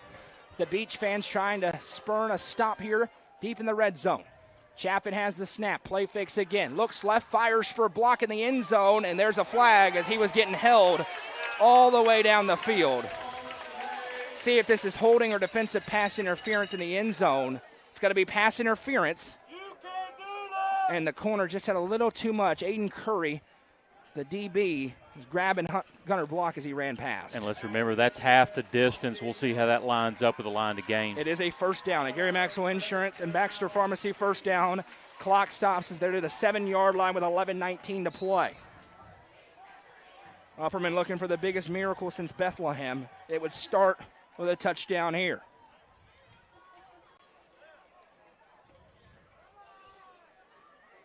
Block out to the right, Fitz to the left. Phillips in the backfield with Chaffin on first and goal. He'll motion block across. Chaffin takes the snap. Play fake. Looks left. Had a man open. He goes away from him. Now Bronson going to tuck it. Chaffin looking for the edge. Being chased and wrapped up from behind. D.K. Williams, first one there. He had Tarver free on the wheel route, but Bronston Chaffin didn't like something about it. It'll be second and goal. No gain on the play. And Beech is doing a really good job of stretching that out, making the play break down, and Chaffin just can't find the edge. Now Upperman, the clock is running. They're going to have to get a little urgency here that they had earlier in the drive. Jack Smith comes back on, as does Jude Fitzpatrick. 17 on the play clock. Every second at a premium. Forget about having to stop Beech. You'll get to that later. You find a way into the end zone if you you're have Upperman. to score. 2 to the left, 1 to the right. Block the lone receiver out wide. Now Phillips in motion. Snap taken, play fake. Chaffin looking left. Fires it to Colton Johnson into the end zone. Touchdown, Upperman. Bronston Chaffin to Colton Johnson. And the Bees are back within a couple of scores.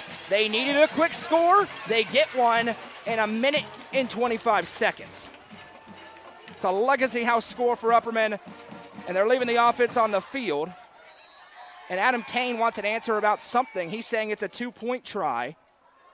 Maybe he wants it on a certain hash, Jeremy? Absolutely. I believe he's asking for it on the left hash. And he's been frustrated. He doesn't feel like that official's been paying attention to him on the sideline. But they will move it over to the left hash. So Upperman doesn't trust everything about the kicking game at times. They like their chances from 3 yards out. That was a big drive for Upperman, down 15.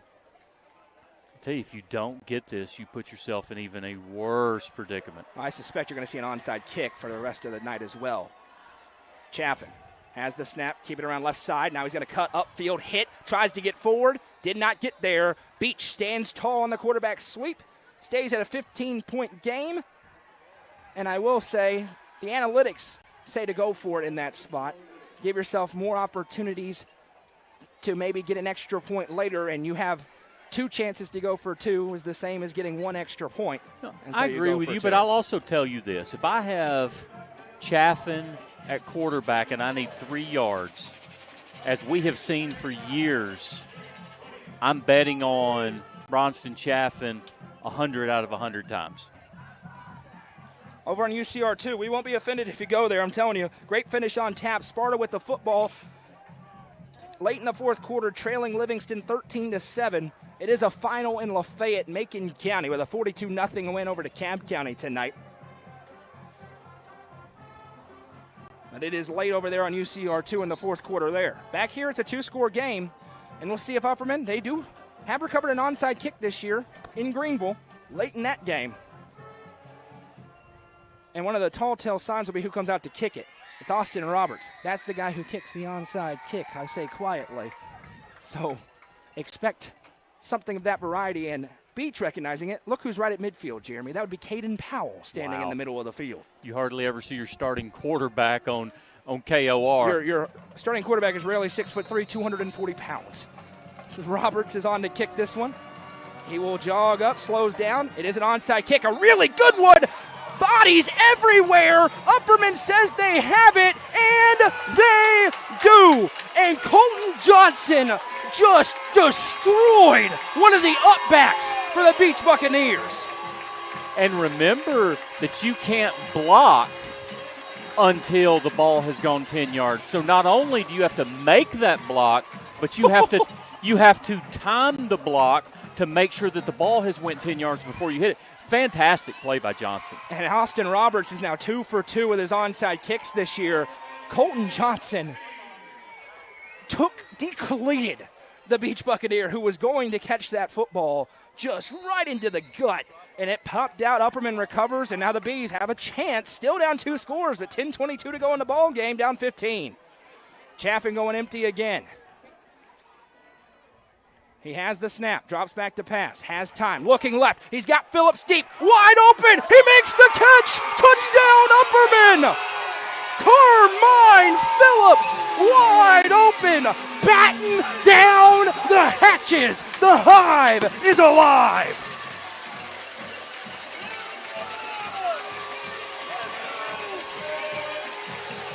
Nine points, you kick the extra point here. Holy smokes, this game has changed. A Legacy House touchdown on a 48-yard pitch and catch from Bronston Chaffin to Carmine Phillips in the slot.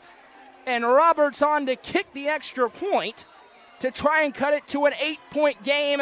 This is a humongous kick for the Bees. Snap, set, kick, money. 10:15 to go. Jeremy Tollison, it was like a funeral home in this building 10 minutes ago, and now you got a one-score game just like we expected it to be in the fourth quarter. I need your line. Get your popcorn ready. Here we go. Wow. And another complete dime by the quarterback for Upperman, who's up to 214 yards passing, 119 yards rushing, 2 touchdowns, does have an interception. And what do you do here if you're Adam Kane? Do you kick it deep, or do you try again with another onside kick? It's William Shea, so they're going to kick it deep. They are going to kick it deep, but, my thought as well as you've not had much success stopping them from the 30, the 40, the 50. It almost hasn't mattered. I wouldn't be totally opposed to kicking it onside, although you know that they're kicking it deep. Well, it's William Shea. He is their deep man, but the hands team's still out there as well. A couple of dangerous returners. Swafford back out there for Beech as the game has changed. We mentioned wasn't going to come back out in a blowout. It's not a blowout anymore.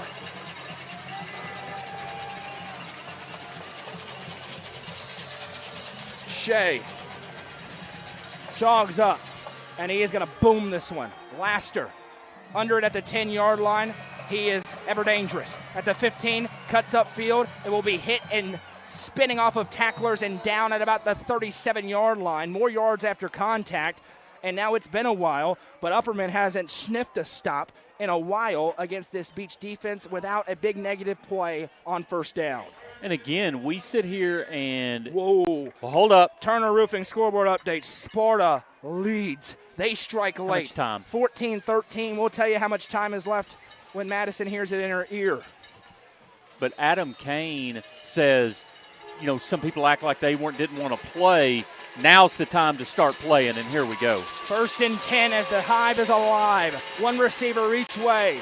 Powell takes the snap, gives to the back. Crutcher hit and popped. Still on his feet, nothing doing. Colton Johnson with the tackle. 2nd and 10 as we go under 10 minutes to play. Bees down by 8. They were down 21 15 seconds ago, it seems like. They've made so many mistakes in this football game and still have a prayer's chance. But it is Kaden Powell with the football on a 2nd and 10. And he just wants to take the air out of it. You're going to keep it on the ground, keep doing what you've been doing, and try to run this clock out. It is loud in here. Powell takes the snap, play fake around left side, breaks a tackle. There goes Kaden Powell, one man to beat. Liam Schaefer rides him down, but not before a gain of 14 and a humongous Beech Buccaneers first down. Let's remember, every first down that Beech gets essentially equates to almost 2 minutes off the clock.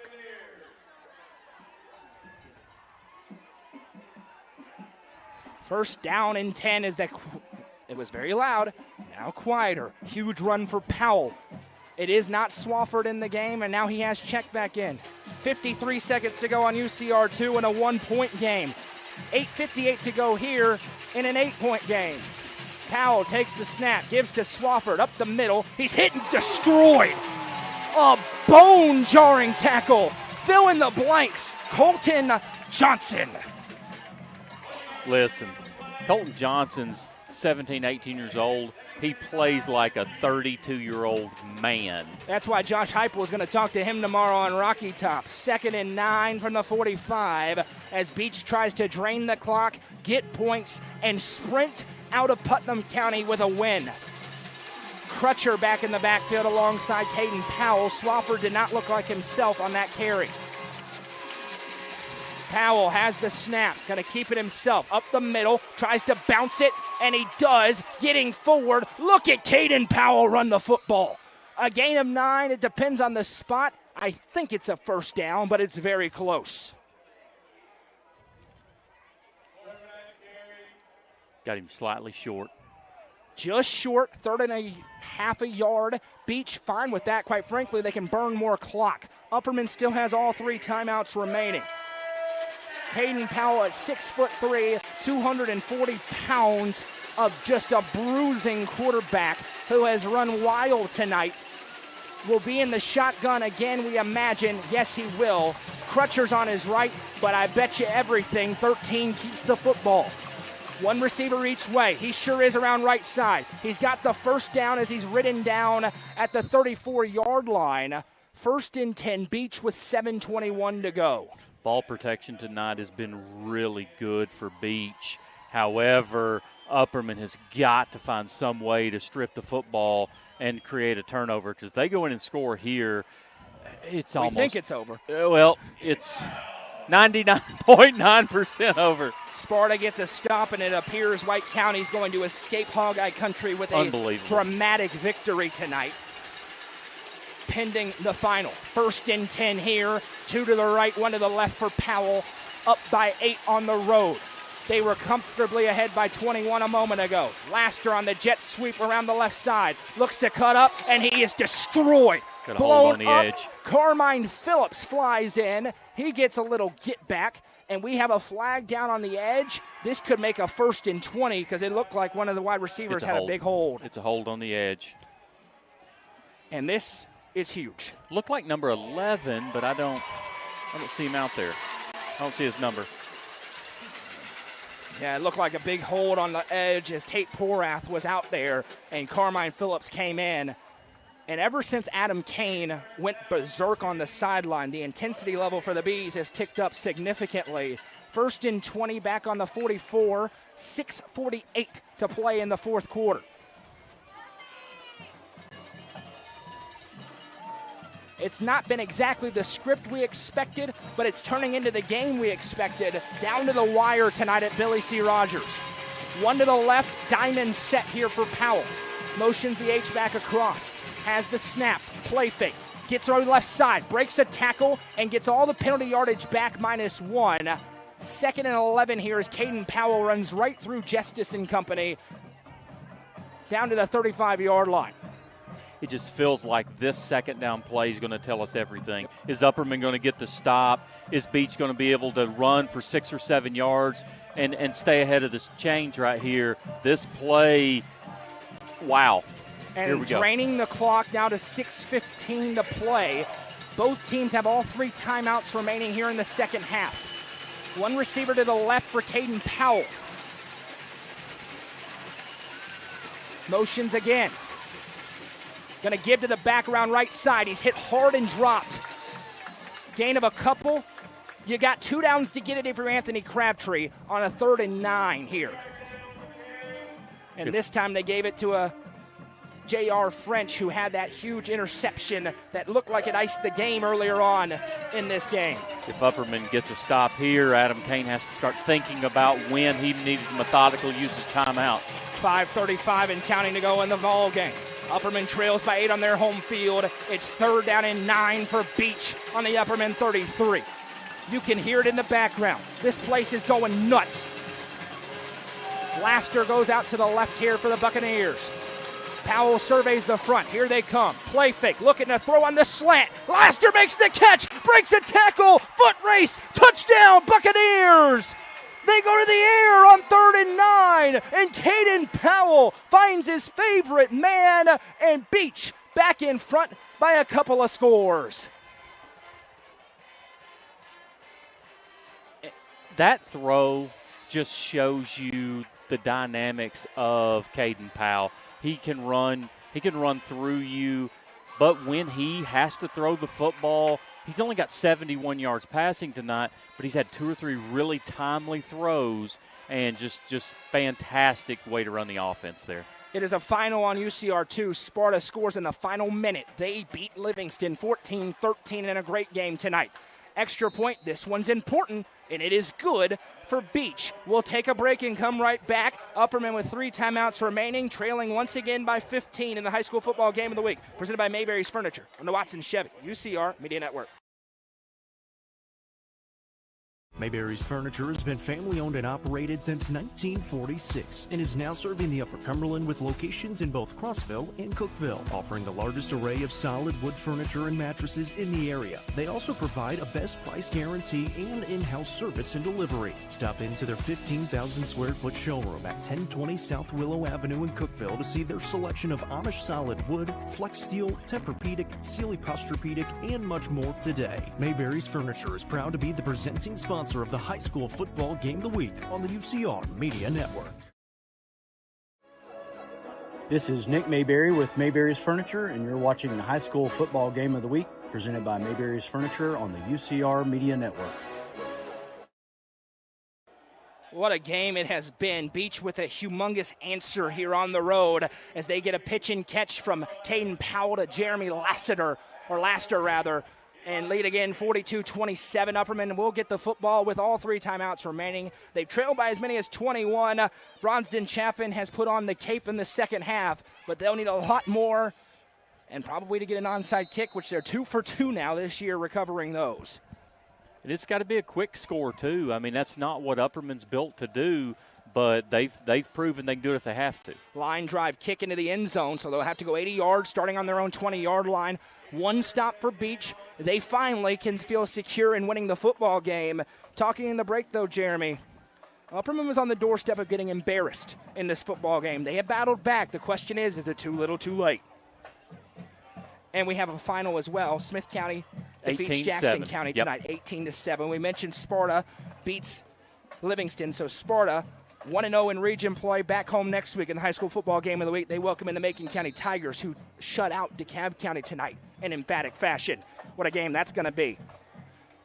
2 receivers split out each way for Chaffin in the hurry-up offense. 5:12 to go, working right to left from their own 20-yard line. Has the snap, dropping back, steps up, now fires deep downfield. He had Block, but he overthrew him. As Block beat his man, Brock Miller, downfield, it'll be 2nd and 10. Yeah, if Chaffin can just get a little bit more air under that football, give Block a chance. Really surprised with the prevent defense and the 5 DBs, how Beech can let any Upperman receiver get by them. And Carmine Phillips and Colton Johnson playing both ways. Take a little bit of time getting back there.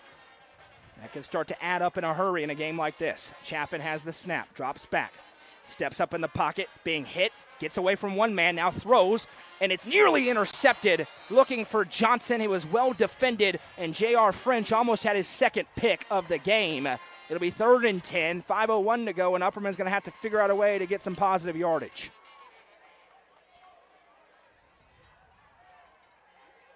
And Gunnar Block now off the field. Hallie getting looked at down there from Reagan Lamb, the trainer. So one of the favorite targets for Bronston Chaffin out of the game for the moment, but now he's walking back over towards the sideline, holding his right side. 4 receivers set here for Chaffin and the Bees. 3rd and 10 from the 20.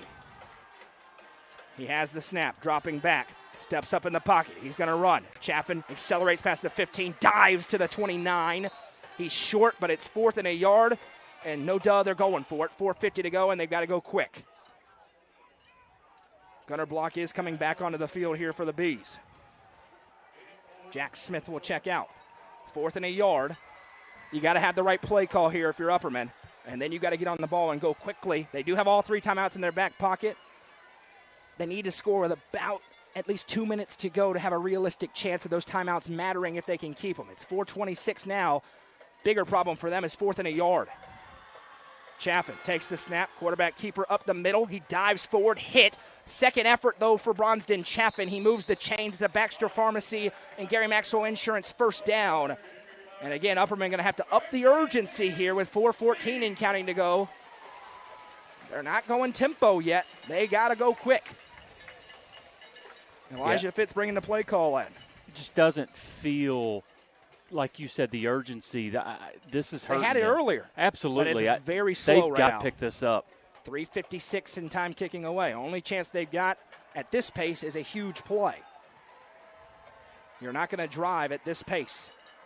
He takes the snap, dropping back is Chaffin, looking left. Now back right, rolls to his left, going to fire off his back foot, downfield, jump ball, wrestled for and incomplete. French was in there alongside Phillips and Fitz. Time stops with 3:38 to go. And quite frankly, Jeremy, if you're Upperman, maybe better off to just spike the ball there after converting on first down and or on fourth down rather, and get a little bit of a reset in. Yeah, and the timing of that play was off the whole way. Coverage from Beech was good. Chaffin probably needs to check down on that or run for the sideline. But it's tough to throw a deep pass like that when the timing's off and you allow the defense to get 2 or 3 defenders around the football. 2nd and 10 upcoming here for the Bees. 2 to the left, 1 to the right for Bronston Chaffin. Chaffin surveys, now has the snap, dropping back. Little stunt rush here for Beech. Chaffin throws off his back foot again, looking for Johnson. He's wrestled, and there's the flag. Clear defensive pass interference as he tried to wrestle back for the football. It'll be 15 with 3:31 to go. A Baxter Pharmacy and Gary Maxwell Insurance first down. Yeah, if there was no flag on that play, they would have burnt this place down. Yeah, it would not have gone well, certainly. Stick around postgame with the Riker Realtors postgame show. Go through the stats and have the Nelson Trophy and screen printing player of the game. Incomplete pass there helps Upperman as well, 15 yards. Hey, you get some points. It's kind of like free throws in basketball. When you get some yards without the clock running, it's a good thing. And Colton Johnson is laying it out on the line tonight. He is gassed as he backs up towards the line. 1st and 10 from the 48. Chaffin has the snap. Looks, fires to block. He dropped it right through his hands. Had Brock Miller bearing down on him. It was a good throw. He had to make one man miss, and he's scoring a touchdown. Instead, it's 2nd and 10. And Block is clearly feeling it. That right side, or left side rather, after he attempted to lay out for a deep ball on the first play of this drive. Trying to gut it out. 2nd and 10 here for the Bees. Clay County comes back and beats Trousdale. That's on the Turner Roofing scoreboard. 3 to the left here for Chaffin. Has the snap, rolls out to his left, fires in the flat. Phillips is wide open, makes the catch to the 45. Phillips wisely just dances out of bounds at the 42. Stops the clock, 3:23 to go. Upperman still with all 3 timeouts remaining. And they'll get a chance to catch their breath and get a new play. Little rollout there, just found Carmine Phillips underneath in the flat. It's a Gary Maxwell Insurance and Baxter Pharmacy first down. Don't forget the Puckered Shrimp. They're in Cookeville at the Big R tomorrow. 11:30 to what time? To 6 o'clock. I'll be there. Dungeness crab, sausage, potatoes, lobster. Fantastic. 2 to the left, 1 to the right for Chaffin. Has the snap, dropping back. Looks right, now left. Dances in the pocket, trying to orchestrate. Now he's going to reverse field. Chaffin still looking downfield. Now he's going to tuck it and run. Bronston Chaffin turns upfield. He's still on his feet, tiptoeing down the sideline. Chaffin comes back in the field of play. He's still breaking tackles. Bronston Chaffin's all the way down to the 12-yard line. Didn't get out of bounds with 3:05 to go. The clock will stop to reset the chains, but there's Bronston Chaffin doing Bronston Chaffin things into the Turner Roofing red zone. And just a quick play or a spike here, they've got to conserve some clock. 3 minutes and counting to go. Upperman with 3 timeouts, but they got to save them for defense, down by 15. And Bronston Chaffin is absolutely gassed after that carry. They're all the way down to the 10-yard line. It is a 1st and goal. 2:45 to go.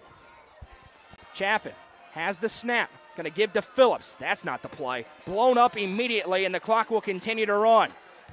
The big boys up front gas for the Bees. Everybody gas for the Bees, and Beech pinning their ears back. It's 2nd and goal from the 10.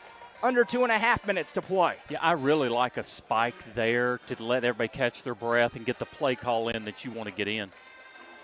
They've got to go. Yeah, Fitz is trying to bring the play call in, but he's out of breath too. 2:16 to go. This is why you do all those bear crawls.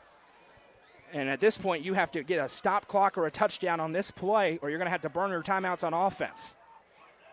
1 to the right, 2 to the left. Chaffin has Phillips in the backfield with him on 2nd and goal from the 11. Has the snap, play fake, looks to Johnson, fires a fastball, broken up. Very well read on the defensive backfield as they were looking for that quick hitter, J.R. French, there with Colton Johnson. They scored on that play from the opposite end earlier. That time it's incomplete. Crowd wanted a flag. They don't get it. 1:56 to go. And I don't think they should get it there. I think it's just I thought the Beech defender got inside position really well. I agree. And you just can't penalize him. I don't care if there's contact or not. If he gets that inside position, people forget he has as much right to the football as Johnson does. So, hey, great way to keep that flag in your pocket. I was reminiscent of Malcolm Butler in the Super Bowl a few years ago, shooting in front of a slant to make the catch. Motion man across is Smith. Snap taken. Chaffin looking to throw into the back of the end zone. Being hit as he throws off his back foot. Little floater tipped up and incomplete. 4th and goal. Last chance here for the Bees with 1:49 to go.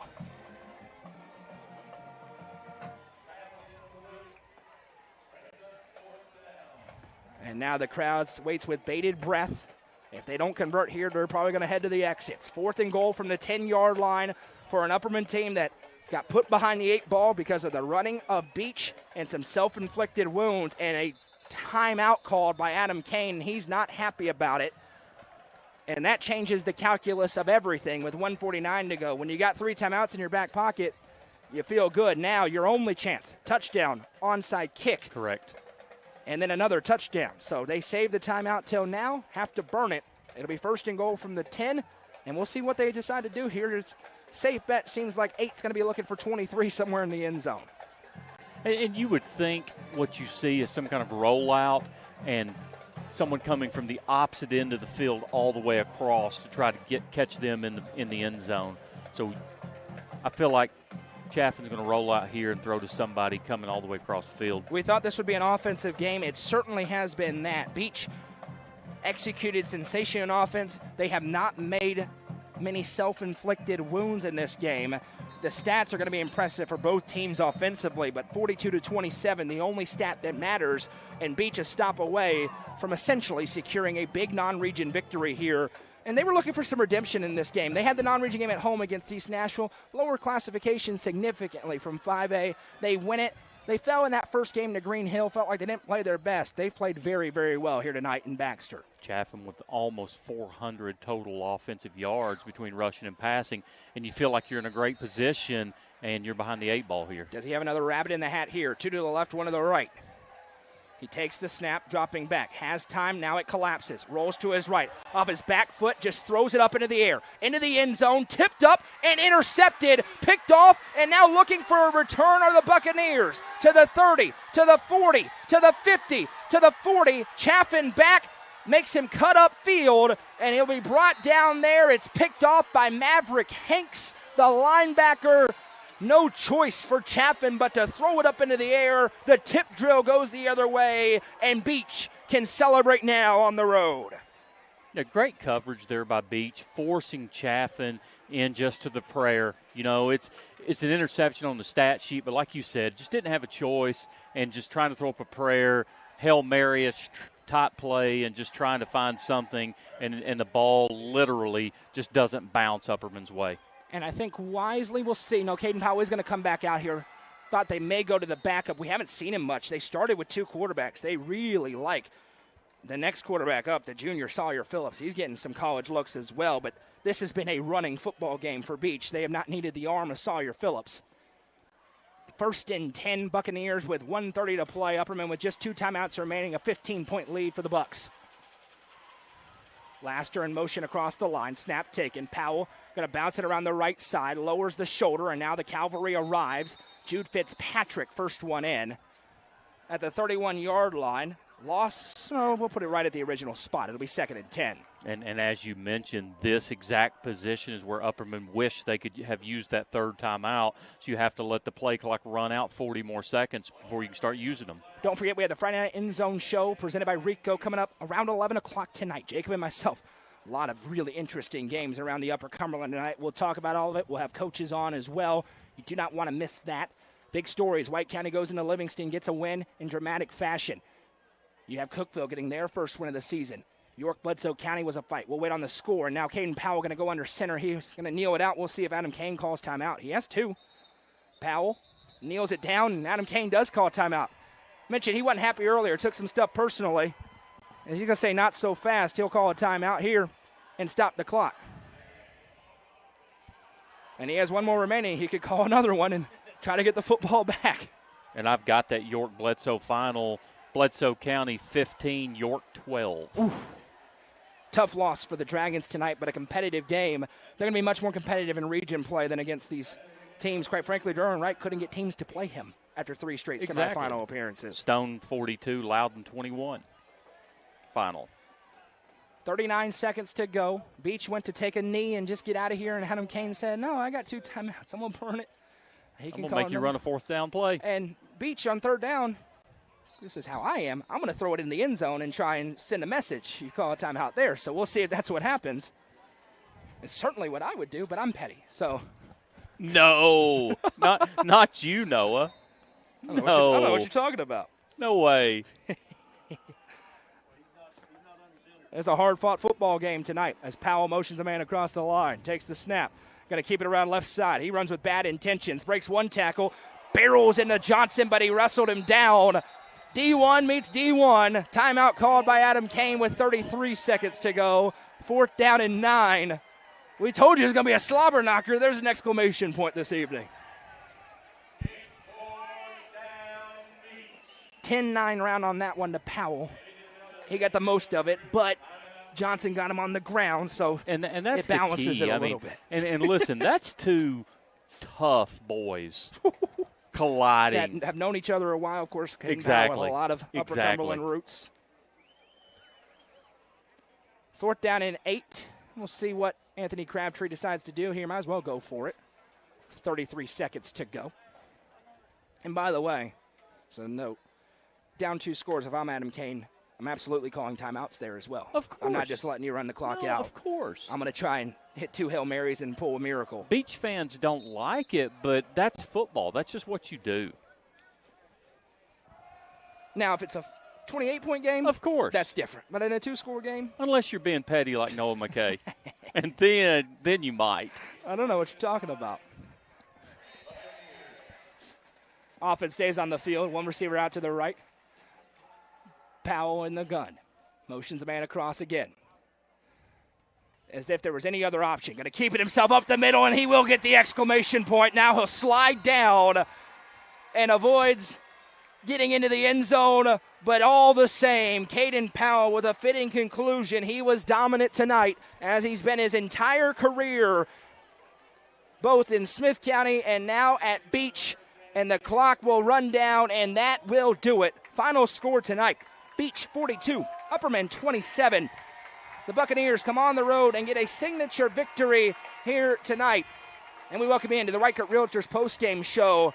Jeremy, we thought it'd be an offensive football game. We said pregame. We said early on. You make a mistake or two, you have an empty drive or two, you lose. Upperman, the team tonight, with an empty drive or two, they lose, but a hard-fought game nonetheless. Yeah, exactly. And like you said, this is 2 teams that are almost mirror images of each other. And unfortunately, Coach Kane's going to watch the film. He knows some of the plays, but at the end of the day, they just shot themselves in the foot. And I'm afraid they took themselves out early, and Beech is just too good to make these mistakes and be able to hang in there for too long. Upperman schedule difficult on purpose. Of course. When you schedule difficult, you can get beat, and they have gotten beat for the 2nd time this season. For Beech, they get that win and feels like they've righted some wrongs of what happened early in the season for them in that Green Hill matchup. They come on the road like they did there, and they have a very different result. The stats offensively for both teams are insane. They actually both end with the same amount of yards, 467 for each team. Upperman averages a little more yards per play. Beech, though, dominates in the running game. 49 carries for 396 yards. Upperman runs a measly 242 yards. They still ran the ball very well tonight on just 24 carries. 225 passing yards for the Bees to 71 passing yards for Beech. Tonight, Kaden Powell, how great was he? 22 carries for 213 yards and 3 touchdowns. He went 4 of 7 through the air for 71 yards and a score. Chelton Swafford, hopefully he's okay. Got a little banged up, came back in for a play, got hit hard, left the game there. 18 carries for 153 yards and 3 scores. DK Williams went 5 for 18. Jeremy Lassiter 2 for 10 through the air. Lassiter had 2 catches for 46 yards and a score. Bronston Chaffin was great tonight, 12 of 24. 225 yards, 2 touchdowns, 2 interceptions, 1 real interception. The last one he had to chuck it into the air. He went 13 carries for 163 yards. Carmine Phillips, 9 carries for 67 yards and a score. Colton Johnson had 1 carry for a yard and a touchdown. He also had 4 catches for 88 yards and a score. Carmine Phillips went 4 for 68 and a touchdown. Elijah Fitz had 2 catches for 42 yards. And Tate Porath had 1 catch for 14 yards. Stats courtesy of the great Jeff Petey Goolsby. Jeremy Tollison, a couple of options tonight, but I imagine we're on the very same page when it comes to the Nelson Trophy and screen printing player of the game. I think we are. Honorable mention kind of goes to Swafford. I thought before he got hurt, I thought he was dominating the game 3 very touchdowns. well. Yep. Now, I want to throw out another honorable mention, okay? And why I want to do that is because of, to me, what he did on offense, the physicality on defense, and honestly just bringing life back to Upperman when they needed it. But I really felt like Colton Johnson was really big for Upperman tonight. So I don't want to give Powell the player of the game without mentioning Johnson, because I thought that he tried to single-handedly, emotionally keep the team in the game. But Kaden Powell, holy cow. What a night, and without a doubt is the player of the game. Yeah, Kaden Powell is the Nelson Trophy and screen printing player of the game. Very rare when a team from outside of our coverage area, I can say this. It is not the first time Kaden Powell has been the Nelson Trophy and screen printing player of the game. Unfortunately, he's going to play baseball at Kentucky. Ugh. Don't love the Kentucky part, but he is a big-time athlete with Great Upper athlete. Cumberland roots, and he gets it done there. Well, we got a lot more coverage to come tonight. What a night of high school football it has been across the Upper Cumberland. We'll have the Friday Night End Zone show coming up in about an hour and 15 minutes or so. That is presented by the Real Estate Collective. Myself and Jacob Vinson will recap all these games. We'll talk to coaches as well. How about one score update? The Jets. The Jets with the victory, 21-20 over Howard. Good job, Cumberland County. Cumberland County gets a win tonight there. It is Beech getting the win here. Beech has a game where they can rest up a little bit against Hunter's Lane before having their last real big test of the season when they travel to Station Camp in what will likely be the Region 6 5A regular season title game. For Upperman, it's on now. Region 4 4A play begins in earnest for them at DeKalb County next week, and then the week after against the upstart Livingston Academy Wildcats, who push Sparta to the brink before having a trip to York. The off date, back home for 2 against White County and Macon County. Last game in about a month at home in Billy C. Rogers Stadium for the Bees. They go on the road to Smithville next week. We apologize you didn't hear from Hallie Ledbetter. Coach Kane took the guys immediately into the postgame locker room, which obviously is his right. Hallie Gunlock. I called her Ledbetter twice tonight. Hallie Gunlock. That's pretty good compared to what you've normally done. I called her Ledbetter for so long, but apologies that you weren't able to hear from Hallie Gunlock. As I mentioned, Coach Kane took his guys into the locker room. They got some stuff to talk about. We're going to talk about it on the End Zone show. Wrap it up with this. Don't forget, join us on Tuesday night for the Tuesday Night Football Show live from the rooftop of Fire and Vine. Myself and Jacob will talk about this week's games, preview next week's games, and give you our first predictions of the week as well. Keep your eyes on UpperCumberlandReporter.com for the latest coverage of high school sports throughout the area. A great football game in the books tonight goes the way of the road team. Final score from Billy C. Rogers Stadium. Beech 42, Upperman 27. I'm Noah McKay for Jeremy Tollison, Hallie Gunlock, Madison McKay, Jeff Petey Goolsby, and everybody else at UCR. We say so long from Baxter.